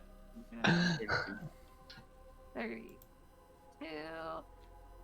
Alrighty. Woohoo! All right. So we're done with Catherine. Let's do Eleanor next. She's Junie's character. Get in Eleanor. there. All right, let's do this. All right, so we'll do charm first. So you don't get to improve charm. Next we'll go to first aid. You don't get to improve first aid, but that was going to be hard. First aid was already Yeah. high. It was charm. Let's do history next. Nice. All right, you get to add a 1d10 to history. Ooh. So 9. So you'll have to sorry. go. No, that's okay. So your history will go from a 15 up to a 24. Yep. And then next we'll do listen. Also, I had a real quick question about sanity. If it goes up over it, do we add it to like the base sanity or just the flexible sanity? Like let's say if you have 48 and it improves to 52, but your max is 50, your new max, you can up that to 52. Okay, just want to make sure. Because your sanity can improve. But your max sanity is always going to be like a 99. All right, hang on. So listen failed, medicine failed. Let's do persuade next. Yeah. All right, your persuade goes up 1d10. All right. Then Sweet. psychology next. Man, you had a lot of successful rolls. I think most of these came from the hospital. Yeah. Let's do spot hidden next. Oh. All right, let's do stealth next. All right, Yeah. your stealth goes up by 1d10. I think that's the last one we had for you. When we need it to succeed, Yes, it it was. fails, but when we need it to fail, it succeeds. All right. So next up on the list is going to be Jay, Alex's character. Jay had quite a few. So let's start. We'll go charm first. You probably get this Charm. one. Come on, you got this. Edit mode off. Hey, All right. You get to add 1d10 and maybe have a second pass at that librarian. round 2, baby. Maybe. I feel like that's a song. Round 2, baby, maybe? There you go. Actually, that sounds Alright. like something either The Weeknd or Dua Lipa would make. I don't know. Perfect. I love right, let's- those guys. All right, let's do fast talk next. No All way. right. You're already pretty fast talking. Yeah. So let's There's do a speed limit. let's do handgun next. You'll probably get this one. No. Oh, the one No. thing you would probably needed to improve more than anything. Yeah, that would have been nice. Oh no! All right. History. All right, no go on history. I'm good. Library use. Hey, there you Hey! go. Hey, there you go. Hospital. I'm So sorry. roll no, a 1d, librarian. 1d10. There we go. Oh! Now you can definitely have another shot at that All right. So librarian. this- Wow. yeah. You have And a the- gold card path for the 85 in library. library. Yeah, there we go. That can I get the gold library card now? Also, important to note in this game, whenever you, if you ever get a skill above 90%, Mhm. or if you get a skill 2 or above 90%, you gain 2d6 sanity. Oh, white. Nice. Okay. All right. So library. Nope. Nope. Spot, Spot hidden. hidden. Hey! Come on, big money, big money, big money. Hey, there we Nice. go. Those All are right. good, hefty improvements. Yeah, those Mhm. are pretty. Hell Yeah, yeah. you got a couple Not of good in the ones. keeping me alive part, but yes, I will at least know what killed me. All right. Next, we'll go to Rick. Hey, Hey. this won't take long. Hey. All right. So you had one for electrical repair. Nah, Nope. You had one for actually you didn't mark it on here, but you did have one with the rifle, I thought. Or did no, you buy both that? of those I No, used he last. had to buy. He had to Okay, buy one. okay. He bought it. All I think that's the one that I have 3, so this third of the way there. All right, you had mechanical repair next. Hey, All right. Learn how to do your job better. hey. better, actually. That's what I learned from this. I'm like, I bet I could take this carburetor apart in half the time. And then you had one for spot hidden. Yep. You probably get this one. Yeah. So your spot hidden goes up 1d10. Hey. Nice. All right. Very good. So that covers Shen. Next up is Father Dan. Okay. Father Dan had All quite a right. few. Pray for the- So Pray, I only pray for I good had rolls. four. I had four, I think, on here. So first was So. I do like how it encourages you to try different things. Mm-hmm. So Yep. the first one you have is handgun, Father Dan. Yep. Hey. Ooh. Okay. There we go. So that'll increase. What? It's 1d10. 1d10. Okay. Oh. So Ooh. it goes up from a 6. 50 to a 56. Okay. All right. I'll get to that later after we get all the other ones. All right. Well, and do then them the next- now. Oh, okay. Because otherwise they're going to get lost in spam. Do them now. Okay. All right. Perfect. Okay. Okay. Got that. All right. All right. Let's do library use. You get a good chance on this one. And Nope. Nope. Not so much. Let's do a cult. Okay. Hey, your Hey. cult goes up. All right. Understandable. Yeah, it's Yeah. understandable for this one. So 10. So then another Okay. 5. Okay, that's not too bad. All right, so that goes to a 45, I believe. Yep. And then And you the go next to one you this. have is spot hidden. And I Spot think that's hidden. the last one. Yeah. This is the last one. And okay. All right. Your spot hidden is going to go up. That's going to be important later on. I'm sure. Big money. No whammies. Oh! Big money. Oh! There we go. Okay, that's probably going to be important. Yeah, I figured that's going to be kind of like one of the more important skills in this game. So, it's a good thing. All right. All right. So I think that's Father Dan. Yep. Now let's go to Guy. Hell yeah. I think we only Yeah, got two of guy. them. I think we got library use, persuade, and psychology. That's it. Hang on. No, I've got library use, persuade, and psychology. That's what I have for you. Yeah, so, alright, let's go. All right, let's do it. Oh, shit! Oh no! Dang. No! He doesn't get the gold library card. Extreme success. Well, he's got a Alright. wife. Well, he's got a wife now, so it's not a huge problem for him. That's true. Let's you do. have the wife look it up. Hey! All right. So your persuade's going to go up 1d10. Oh, I almost said roll with one L. That's amazing. Hey! Whoa. Plus 7. All right. Your persuade goes up to a 42. Nice. That's a nice bump. You need me to do that for you? Did you forget how to I can, update them? I can do. I can do it. Yeah, go to edit. Do them mode. as you go along. Okay, Otherwise, like I said, otherwise you it's might forget 'em. 42. Okay. Yeah. And then, yay! I got another You one. failed psychology, so it'll increase by 1d10. Oh! Hey! Nice. A 10% Nice. chance Yeah. increase. Maybe help him with the wifey. Mm-hmm. Hey, Now, wait do a we minute. mark it? Now we removed those little check marks off of our skills. Yes. You need to remove those little dots as nice. well. Don't worry about it. Like before the next time we play, I'll make sure all the dots are marked off. It's I just did it. Okay. okay. All right. So I think that's the last we had for improvement. Let me make sure I'm not missing it. Oh yeah, no, your last session's luck. We'll start at the top again. We'll go with Catherine. Go ahead and give me a luck roll, and if you fail, you can increase your luck by 1d10.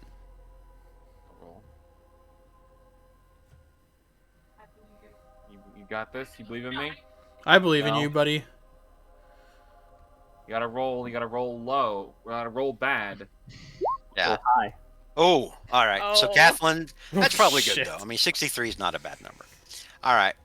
So next we'll go to Junie's character, Eleanor. Oh no, Those are great Uh, rolls, though. they are. Honestly. But all right, we'll do a J next. JJ. We're JJ. wasting these. Where were these when the goat man was bearing I down? know. No, please, you guys handle the go. No, we blew him to pieces. All right, so Jay gets to improve his luck 1d10. Did you not add the earlier I rolls, Jay? did. He I did, but did. you spent I it, crashed he spent again. it in the I session. spent it again to see those symbols. You poor fucker. All right. I know. So yeah, it goes up to a 13. There we go. All right. Lucky, unlucky More. luck. So the next one then is Shin. Ah, Ah, Easy come, easy go. all right. So after Shen, we have Father Dan. Okay. Oh man. All right. Now we have Guy.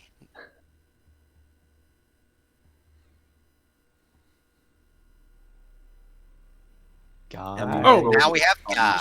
Okay. Yeah. Get him. Oh, All there right. you Hey. Guy, roll 1d10, and you can add that onto your luck score. I like how the one skill I managed to improve. Not well, actually, no, I did too. But like relating to Shen going to his job while doing this adventure, like that's where he improved that. That's where He's he still learned working through all. everything. Yeah, he's like,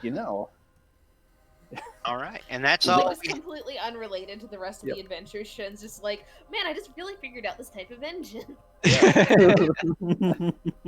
All right. So that's the close of our adventure. We've done the character advancement. The next time, do you guys all want to play your same characters, or what do you want to do? Yes. Same characters. I'm Okay. I like it, definitely, yeah. I'm I'm definitely doing committed. it. As long as it's allowing of like someone who has completed a section before. Mm-hmm. All right. Or if you want to start with new people, that's fine. yeah. I'm sure Shen isn't interested, but Rick is all on board. I mean, no, I'm just saying, for anybody that's not happy with how their character's going, or I think whatever. I might do a different characters because I don't want Guy to suffer, and then like in the next session, and then in the next session, George is gonna say, anyways, Guy McBirmingham and his wife and unborn child. I mean, okay, Yeah. I'll tell you this. Of course, the minute you stop playing a character, obviously the character becomes an NPC in the town, and I mean anything can happen. I know, but like I can predict this behavior. But I hope he forgets about him. I think I wasn't adventurous enough. I played it too safe. I didn't make enough take enough chances to really have chances to improve my abilities. But I think that's from learning the new system. I took too many chances. It worked out though. I mean, there were some times when some of you could have made rolls that might have helped you, but you had your character sit it out in certain circumstances because it made sense for your character. Like Eleanor stayed home, hoping her kid would get home. Catherine found Lucy and ran off with Lucy to make sure Lucy was safe, for example. So I mean, it's all situational. You have to stay true to Great your role play. Right. Yeah. character. Yeah. Terrible min maxing. So I hope everybody liked that. I did. I liked it. I very thought that much. was- Loved It it. was so It was good. great. I thought that was great. I love George? Eldritch horror stuff. Thank you, George. Thank What? you Yeah, for running this. bravo, sir. What were you gonna Bravo. say, Journey? Oh, it was so good. Also, I might be DMing you because I want like some like in between things with like Catherine or with Eleanor, like for things that she's gonna be doing, and I'm so excited. Well, yeah, well, there will be stuff to go on. Like one thing that's going to have to be decided, for example, is about the book. Trying to learn spells from the book, there's a very definite subsystem for that. Yeah. So you guys are going to have to decide: who do you want to use the book? If anyone. If anyone, or if you just want to hang around and try to use it as a reference book, you can. Although it's just a spell book and it's not going to make mention of a whole lot of other things. It's not like finding a mythos tome. Yeah, Mhm. for example. fear knowledge, he embraces it. So, but yeah, I mean, like it's going to be something that you're going to have to decide because one person is going to have to start doing the reading on it, which is going to take time, and there's going to be different roles on that, and then Right. it's going to, like if one person wants to learn the spell, and like trying to even learn the spell is like a hard int roll, a hard intelligence roll, Right. and then when you actually go to cast it for the first time, it is a hard intelligence roll. Magic can do powerful shit, but it can also fuck you. Yeah, magic is like throwing a grenade. Who wants to volunteer to be the sacrificial spellcaster? Right? Whoever is gonna wind up being the spellcaster for it, you're gonna need to Power. you're gonna need to have a lot of power because a lot of the magic stuff is like an opposed power roll against other people. Well, I think Father Dan's naturally the best choice. Yeah, but here's the thing: in character, Father Dan would probably never not want to mess with this thing. That's burn the it. thing. I think one of you has like a 70. Jay has the power of 70. Oh, that'd be okay. Spellcasting detective. See, here's the thing: I wouldn't mind. See, in terms of the sake of plot and everything like this, if Jay wants to kind of like take the book from Father Dan without his knowledge, go for it. Well, Jay doesn't even know where the hell it under the is. floorboards. Yeah, but that's what I mean. He could Salt, try to, yeah. try if he wants to try to All look the for it, wherever salt. it is. Like, yeah, because I think mean, There's a no, trail of Casting salt detective leading is pretty to it. cool. yeah, yeah. No, I mean, because I mean, yeah, for the sake of, because I can just tell you right now, because Father Dan is a character, he would not forsake that thing under any circumstances. So anyone has permission to go ahead and try to look for try to get, take it away from him without his knowledge. So But you're saying he's not going to willingly give it up to anyone. He plans Well, to. then- no, he absolutely not, absolutely you not. have to also consider though. Then Father Dan is going to know who took the book. Like first time somebody pops off a spell. Yeah. Oh yeah, exactly. That's the whole point. Yeah, but I mean, yeah. But that's what I'm Well, no, saying. Father Dan's gonna go into his little floorboard, and he's gonna see the books coming. He's like, Catherine, where the fuck is it? Or Yeah. no, Oh yeah. Eleanor. He's like, oh crap. He's like, She's I'll wants to leave a little, dabble. Dangerous I know. Yeah. That's what. Okay, Yeah. so that it doesn't devolve into like 5 different sessions of all of you trying to steal the spell book. It's a Benny Hill skit. The best thing to do would probably be to pick somebody to try to be like your go-to spell person. And when I say pick somebody, I mean that you guys out of character on a meta level decide who who's going to be doing that, and then we can try to resolve it like with smaller role play sessions here and there whenever we can. Who's willing to risk their life with a power roll? So we burn it. Nah. Well, that's great. I'm ready to go. Check it out. Here's the thing though, like with Shit. like with power rolls, Oh. if you win a contest, like if you cast a spell, remember the way that Mary Alice Sims won a contest against you, Father Dan? Yep. Then if you're a player character, at the end of the session, you get to try to increase power the same way you increased your skills. Superpower. Big Some brain. spells they cost magic points. Some spells they cost magic points, and they cost Sanity, right? points of power. Yeah, they can have different costs. Magic points, spell. You almost said spell Stan- slots, didn't you? yeah, I almost said spell. Sanity, power. Some of them require power. Sometimes depending, it's like the more powerful the spell, the higher the cost. Other spells like you have to do fucked up shit to yourself to figure out, or to bring about. Cast fireball. And then like if you still like if you're a spellcaster and you like let's say you have 5 magic points left, but the spell costs 7 magic points. 5 of those come out of your magic points. The other 2 come off your HP. Which is less than ideal considering it's not abundant. It's you have to be dedicated to it, man. I mean, it's it's not something that you just kind of dabble in. It's Shen's Right. ability- There's a cost to benefit kind of thing to this thing. It's like they can be super powerful, but at the same time, you're probably gonna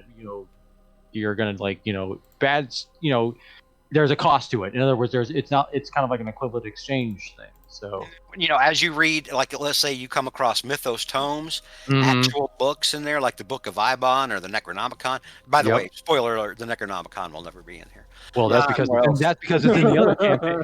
Caesar has it. Street marked. That's because it's in the D&D campaign. It's currently in Levis, yeah. Yeah. But no, like as you read these books, you lose sanity when you read the books. Your mythos skill improves, and as your mythos skill improves, your maximum sanity decreases. So it's a trade-off. I mean, Sanity it's like also isn't a very abundant resource either. by the time you're a powerful sorcerer, you're also probably half On mad the or even brink of worse. Oh yeah, right. Yeah. Like pants on head, like losing your mind. Yeah, but I mean, but like I say, it's like, I mean, I would, in terms of character, I know that Father is like, he's like, no, you can't touch this. This thing is way too dangerous for anyone to handle. But if anyone else wants to get a grab of it, go for it. Also, another thing to consider, like the first time remember I told you the first time you cast a spell, you have to make a hard intelligence check. First of all, you have to do that to learn it. Second of all, you have to do it to cast it for the first time. Right. So the game is almost like forcing you to spend luck. Magic, it can do a lot of powerful shit, but at the same time, it takes its toll. So Right. So yeah, you really got to pay the price for magic in this game. you do. Yeah, but it can do crazy shit. Right. like you saw with what Mary Alice did to Father Dan. killed him with one spell.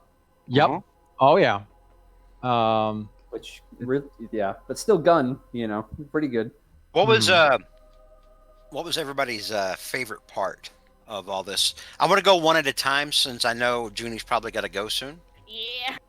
Junie, you go ahead. What was your? Because I need this kind of feedback. I want to see like maybe if there's stuff that you guys want to see less out of the next one. I already know what the next one's going to be. Oh. Before we even played, I know what the next one was going to be. So Junie, what did you like? What did you not like? I had two things that I really liked.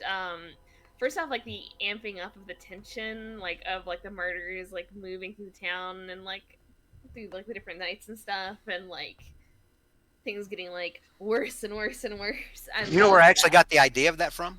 Where? I believe it was Monster of the Week. Monster of the Week has like a timetable specifically to increase the tension. It's like, okay, day 1, day 2, day 3, day 4, and like specific things happen, and I like that system a lot. Hell yeah. What was the other thing you said? You said my other thing, I actually really liked Eleanor's visit to the hospital. Okay. Anything specifically because of that, or? Oh no, just the conversations that were happening and like the information that was given and like how creepy it was. Like it was so creepy. Okay. Yeah, and plus the way the NPCs reacted, I think probably, or the way that you could tell that they were shaken, and these were people that you knew. Yeah. Okay. Was there anything you didn't like or wanted to see less of? I think that's something that we're going to have to manage, and it's not something I didn't like, but it's definitely something that I guess I didn't take into account quite as much at the beginning. What? Was our characters like families or partners and stuff like that, and like having to juggle them along with the mystery. Yep. Like, I was really bummed out that Eleanor couldn't go along with the final fight, but like it made no sense for her to leave like her kid all alone at home when her daughter is like possibly in danger. I mean, that's just something. Yeah, I mean, there's a trade-off. Yeah, it's something I really liked, but it's something I didn't really think about before going in to the campaign. So like now knowing that's like gonna be also another thing to manage, it's you're like, oh shit, play a little differently. Oh shit, I'm a real person. I have responsibilities. Yeah. I kind of like that. Trade-off because like that's on both ends of the spectrum. You have like your character who has this whole family, and you have Shin with nothing, dead family. He just goes to a job every day. And it does make a pretty big difference in terms of like character dynamic, I think. I think Shin was probably Shin and Catherine. Catherine has a pretty cool backstory, and I intend to work it in at some point. Just so give Catherine an excuse to maybe plug somebody. But I think Shen was probably fucked with the least out of all this. And I think that's perfectly fine with Shen. I imagine him to just be like a strong, tough guy. Not really super. He's more interested because he wants to help people, but he's not really interested in starting a war with the occult. So.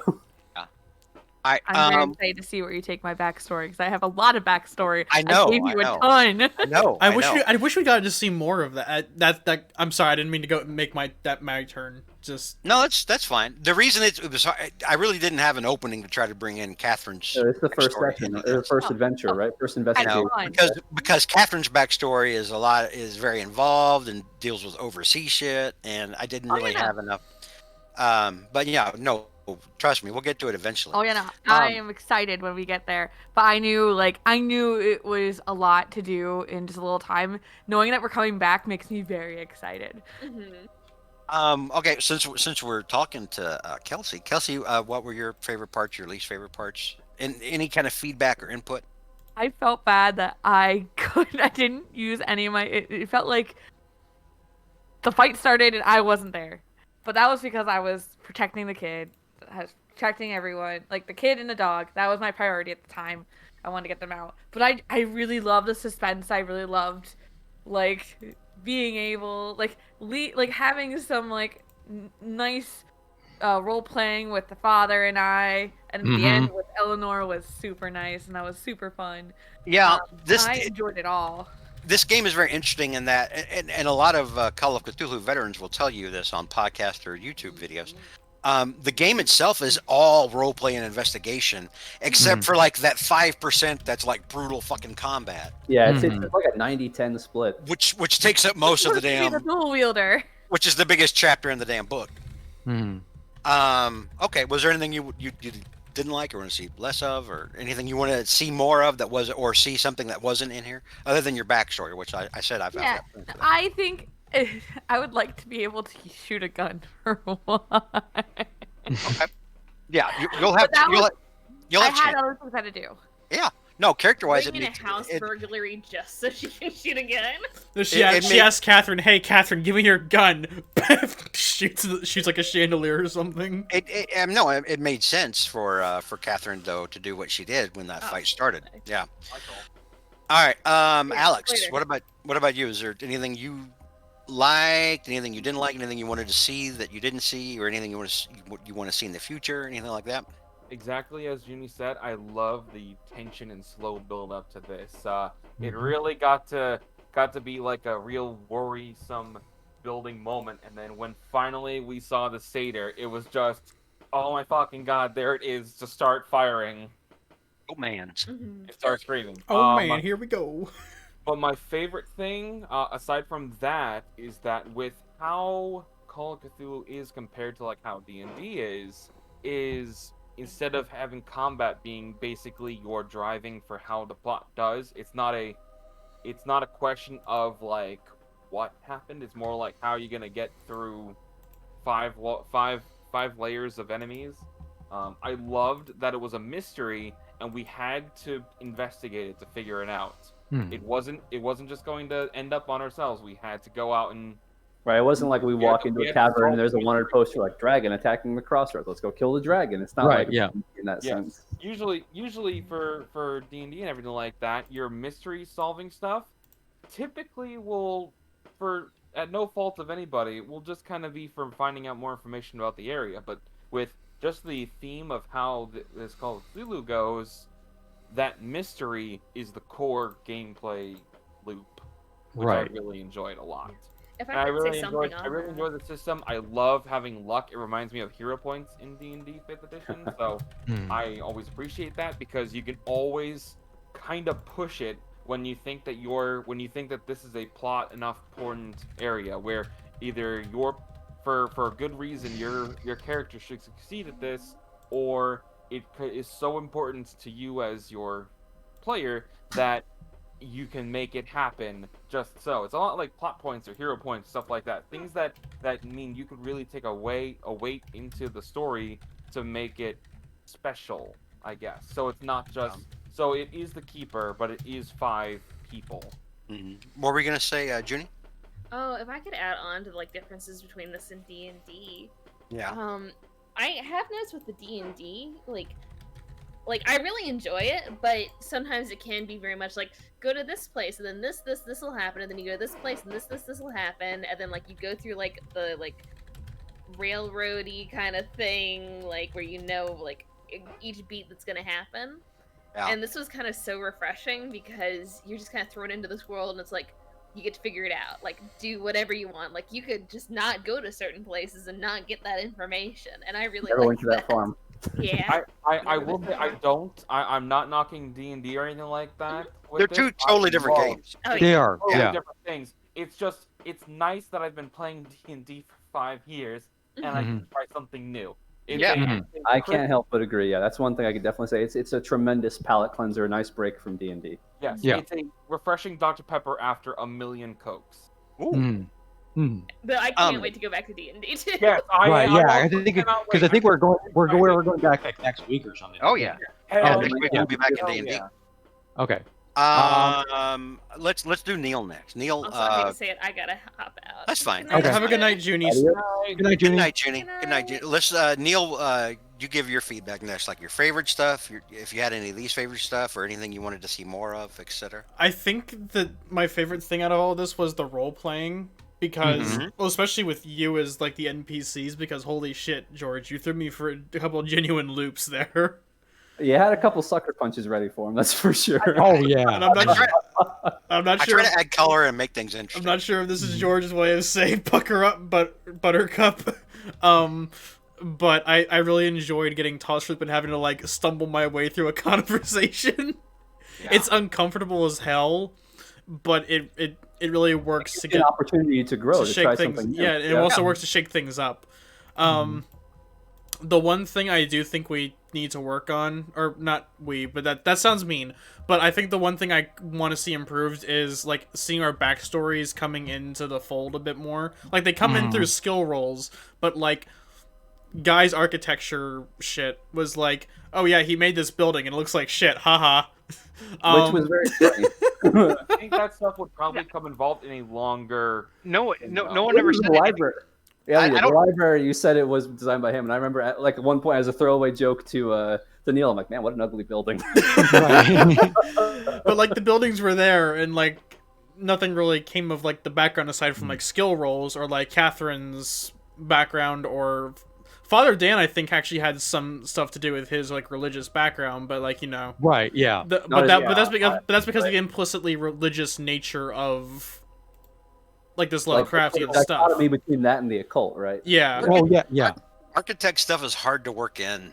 It's Yeah, because that's- we're gonna be gunning down a monster. You're gonna be building up the wall. Like, don't worry about it. All I could think about was like, yeah, and you redesigned this building, and yeah, you designed this. Well, building for unless them, you go, and, unless you go to the what was the guy's name in the original Ghostbusters who designed the building that was basically it actually acts as big antenna to attract all that supernatural stuff. What was that yeah, guy's Igor name? Shandor, yeah, Yeah, Shandor. Yeah, it was like that's how architecture. or It's Evo Shandor. it's hard because architecture isn't something that happens quickly either. Yeah. So it's like That's Right. fair. I'm thinking, but I am thinking in a broader sense. Implementation of the backstories for everyone except Father Dan was something I wish we had seen a bit more. I of. mean, everybody else's kind of. I mean, like Catherine's an ex-criminal who's posing as a nanny. Jay used to be a cop, now he's a PI. Shin was in Shin was in the war, and Father Dan helps him with his PTSD. You know, Father Dan's kind of similar. You know, but everybody else's was way easier to work in, other than architect. Maybe I'm just being a meanie bo beanie, and I'll give you. And if I do make a new character, I'll give you No, a. No, I agree. I would like to work more of that in, but the only way I really knew how to do that in a meaningful way was like, yeah, and you helped design this building, you know, because I was like, I mean, like what, you know. like, wait a minute, that's a load variable. Quick, make an architect check. I mean, like, Right, yeah. I'm like, make an architect check That's- for what? I mean, like, what? In what scenario does that come into play? That's fair. And if I do make a new character, I'll do my best to make it a character that you can more easily integrate the backstory into the overarching story. Yeah. When the satyr appeared, you should have made like an architect check, so you could like Fortnite build a. Right, yeah. I mean, it was easier for me Chug to work with chug. things. It was easy. It was easier for me to work Guy's backstory once he added in like the girlfriend part, the living girlfriend part, and then I was like, okay, that I can work with. Let's go, boys. You know, the architect thing, I'm like, what do I do besides say you designed this building? You know? I will say, I did, George loves having loved ones to emotionally. yeah. touch him. Oh yeah, to the emotional ringer. Yeah.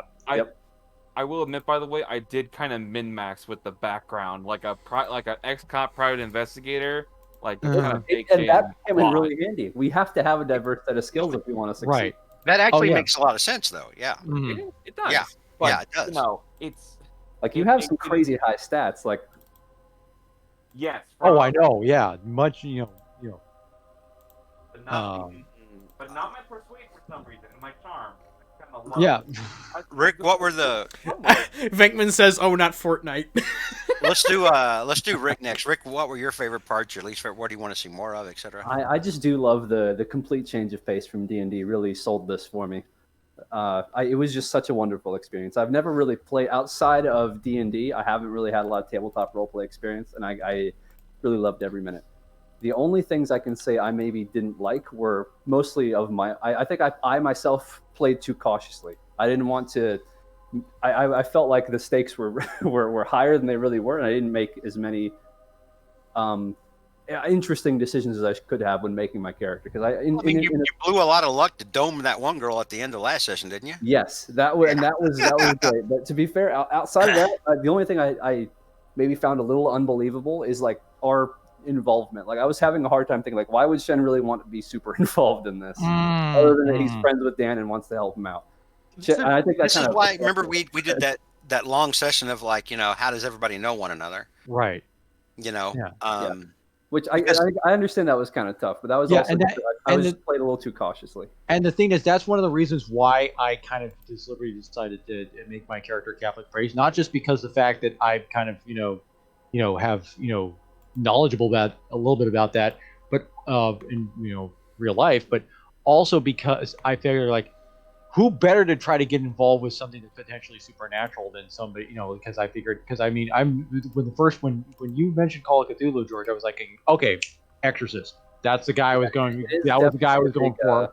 What? Well, what I do know about Call of Cthulhu, it is usually good to have a priest around, or at least someone with that kind Or of background. somebody who has somebody, or usually it's either somebody who has kind of like either some kind of knowledge of that occult thing, but most of the time it's always these guys who are professors and That like too, yeah, that's the other. yeah, there's always some kind of professor type and everything like this. So I'm thinking, okay, well, that's kind of like I figured there need to be some kind of like the professor kind of guy in the group. That's not that I kind of doubled down on the mechanic thing. So his mechanical skills pretty high, Right. but his other skills are not Mhm. super relevant. The other thing I put a lot of ability in is like physical ability. Like he is right. strong, Yeah. he is Well, you capable need of some. combat, which is There like, needs to be some. Yeah, but there needs to be somebody with muscle in this game. I thought like that's something I could provide pretty easily. I can lean my stats a little bit towards at Right. least being a bit of a bruiser, and I was able to play Mhm. that off well. Like Shen's Right. just more just Yeah. tough, silent sort of guy. Mm. Glad I could work in some of the mechanical and electrical stuff. It was nice, yeah. Nice. Yeah. Shen just doing his job was it had a sort of mundane humor to it. Like yesterday, I'm killing a goat man. Today, I'm trying to fix this freaking station wagon. Mm-hmm. But I think that was also just part of just me not being as familiar with it and playing a little too cautiously. So I wouldn't. That's pretty much the only detraction I can think of. Who are your and this is a question for all of you, and again, this helps me, try to make things better. Who were like your favorite NPCs or like the most interesting NPCs, that kind of thing? I like Serena. Serena Talbot's good. Also, what's the name of that one gal that's JJ's crime boss friend? Oh, the Angela. Oh, Angela. Angela Dante. That whole interaction. I can't take bears to the wood. I can't take bears to the people, Jay. You That, know that what whole the thing. story was at the end. I honestly want to work with her at some point. I want to so bad. I fucking hate Michael in the best way. Oh yeah, he's just such an ass. I know you didn't really ask that, but I really enjoy. No, that's good. Yeah. That I Having a purposely strong try to make him reaction to a complete characters is dick. a- Yeah.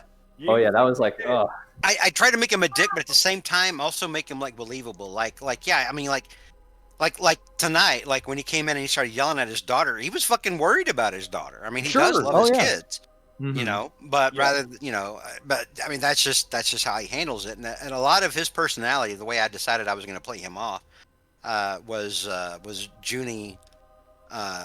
Remember we were doing character creation, and Junie was like, "Oh yeah, she hired Jay to see if her husband was cheating, and he totally was." so he's like this loveless marriage of this typical '60s meathead guy.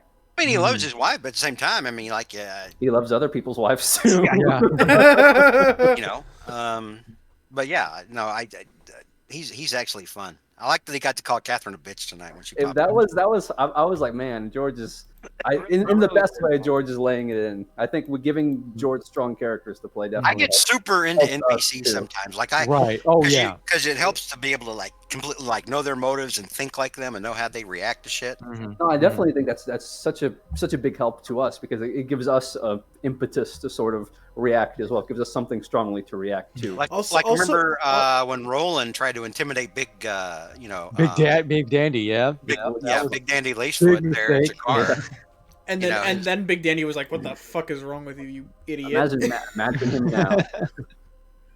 Um. Go ahead, okay. Mike. What were you gonna say?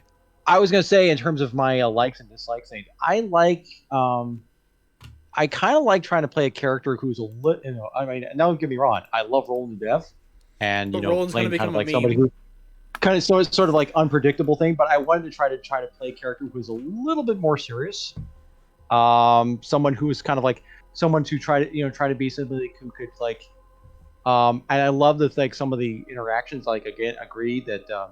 With you, Neil, the character interactions, it was absolutely fantastic. I especially like some of the other I do like again the tension that was a slow build of tension that was growing and growing, and it's like, oh crap, that whole and the fight thing. Um, I also do like there were certain scenes that were kind of kind of had that weird off the wall Twin Peak kind of vibe with that whole oh yeah, he hits a goat in the middle of the street, and there's that whole I kind told of, you guys that was totally improv, didn't I? I know Yeah, you yeah. did, yeah, but stuff like that, or like the idea like I and throw one also goat that, in there as an improvisation just to mix things up, and then suddenly you're like, we got to nail this farm. yeah, right, We oh I never know, even did, too. We We got to really go. never We got to did. go find this farm. yeah, right, and then he also at the same time I liked I also like that scene with again going back to the NPC interactions. I really like that scene with Niels and Catherine, with Niels' character and Catherine. That was like, especially like him trying to get That was trying to get very the gun fun. Oh, out. yeah. Especially like, Yep, that oh was yes, definitely a highlight, is watching their argument there. the whole argument there was hysterical. But again, and if I do have one thing, and this is not a knock, this is more of kind of a knock on myself necessarily. It's trying. I mean, because I was kind of like trying to get a feel. It's trying to get a feel for the. To me, I start trying to get a feel for Father Dan a little bit. It's like thinking, because I mean, I do have have a vague idea of like what is basically his backstory is. They did 24 points of damage in one turn. I know, yeah, right. Off I one mean, shot. off one shot, which is great. But Dead-eyed I'm kind of hoping that I can kind of get a little bit more development here, because I have the vague idea of like where he, of who he is, where he came from, and like how he got why he became a man of the cloth. And like I said, I do have a backup character that is tied to his backstory that I was kind of thinking, in case something happens to him and he dies, that character is going to come in, and he'll be a very different character than Father Dan too, even though they're even though they're kind of related. Well, no, they're not kind of, they are. This But is my I brother, kind of, another mob boss. oh no, well, here's the It is- thing. I will say that there is, he probably would know a little bit more. He'd probably be a little bit more streetwise. Probably would have heard things about Catherine. I Not, did like. Oh, sorry. Oh. Go ahead. So, how deep my backstory is I have a different name. Mm-hmm, I have multiple names, and I have two names, and I also have a moniker in Well, my backstory. Yeah, well, let's just say this guy is probably right now, he's currently living in, let's say the backup character I have is, he's currently living in Washington, D.C. That's where Guy's from. Oh, so he's What a like what a like coinky dink. corrupt, politician or something. Well, he covers politics. The Oh. backup character is basically a reporter for the Washington Post. A reporter is a good one. Good Yeah, investigator. and so he basically and that's supposed to be Dan. I think it's going to be Dan's younger brother. That's pretty cool. I do like the sort of Yeah. dynamic. You kind of touched on it earlier, where it's like getting to know the characters and also each other, because Mhm. it's not like with our D&D campaign where we know our characters pretty darn Right. well. Right. That's one of the reasons why before we went on the little hunt, that's why when he had the book, that's when he says, he wrote his note to his brother. He says, "Look, in case something happens to me, here is this book. You got here that kind of explains things about what's going on. Just so so because you might hear some stories and blah blah blah. So that's so he's got his whole because but yeah, I mean mainly it's just I think in terms of like because it's trying to get into a little bit more of who the character is and trying to give him some dimension a little bit, because it is a little bit, it's a little bit of it's challenging because I'm kind of making nothing to go along to. So what's that? Yeah, since it is still all new to the players as well as each other. Right. And it's like we've only had like 3-4 sessions, so I can see what. Yeah, I do. I will say though, George, I am looking forward to, because I know you mentioned that this was that some of this was inspired by Dark Shadows. I am looking forward to when we resume back to Hawthorne at some point. I want to know more about these McMasters in these families. I'm like, true, yeah, I'm sad. I'm like thinking, because I mean, I know because he knows Father Colin and everything, but it's like, is there more to this McMasters family or the Bryan's family? Is it Burns? Is how it's pronounced? It's like, is there some kind of conspiracy involving this town, involving one of these families? Or is it? I'm sure we're going to have to find out. Stuff you have to find out. Yeah. Yeah, I know. That's what I'm thinking. But it's because I want to get. It's like I mean, every big family's got like secrets, you know. yeah, there's got some dark secrets Yeah. in the closet thing. So I'm like thinking, is there going to be stuff involved in that? Is there going to be like, I mean, is there? I mean, is it just going to because I'm kind of like thinking, okay, because I thought we would be mainly because I thought we would be interacting more. Well, we did a little bit with the McMasters and stuff like that. Was I thought it was like, oh, we're going to be more interacting with the families more. But No, I just wanted to establish them. right, yeah. So Yeah, I'm thinking that's puts a lot of work into the setting, so it's not. oh Surprising. yeah. There were some people that were in here only because, like, I wanted you guys to at least have some sort of exposure to them. To build the town and then put the story in it instead of put the story and build the town around it. Right, exactly. Yeah. Real quick, I'm gonna kill the stream, but Yeah. thank you everyone. Thank you everyone who came for what? Die, for, stream, for, die. Yeah. Good night, Vinkman. for Good night. bye, Venkman and George. Yeah.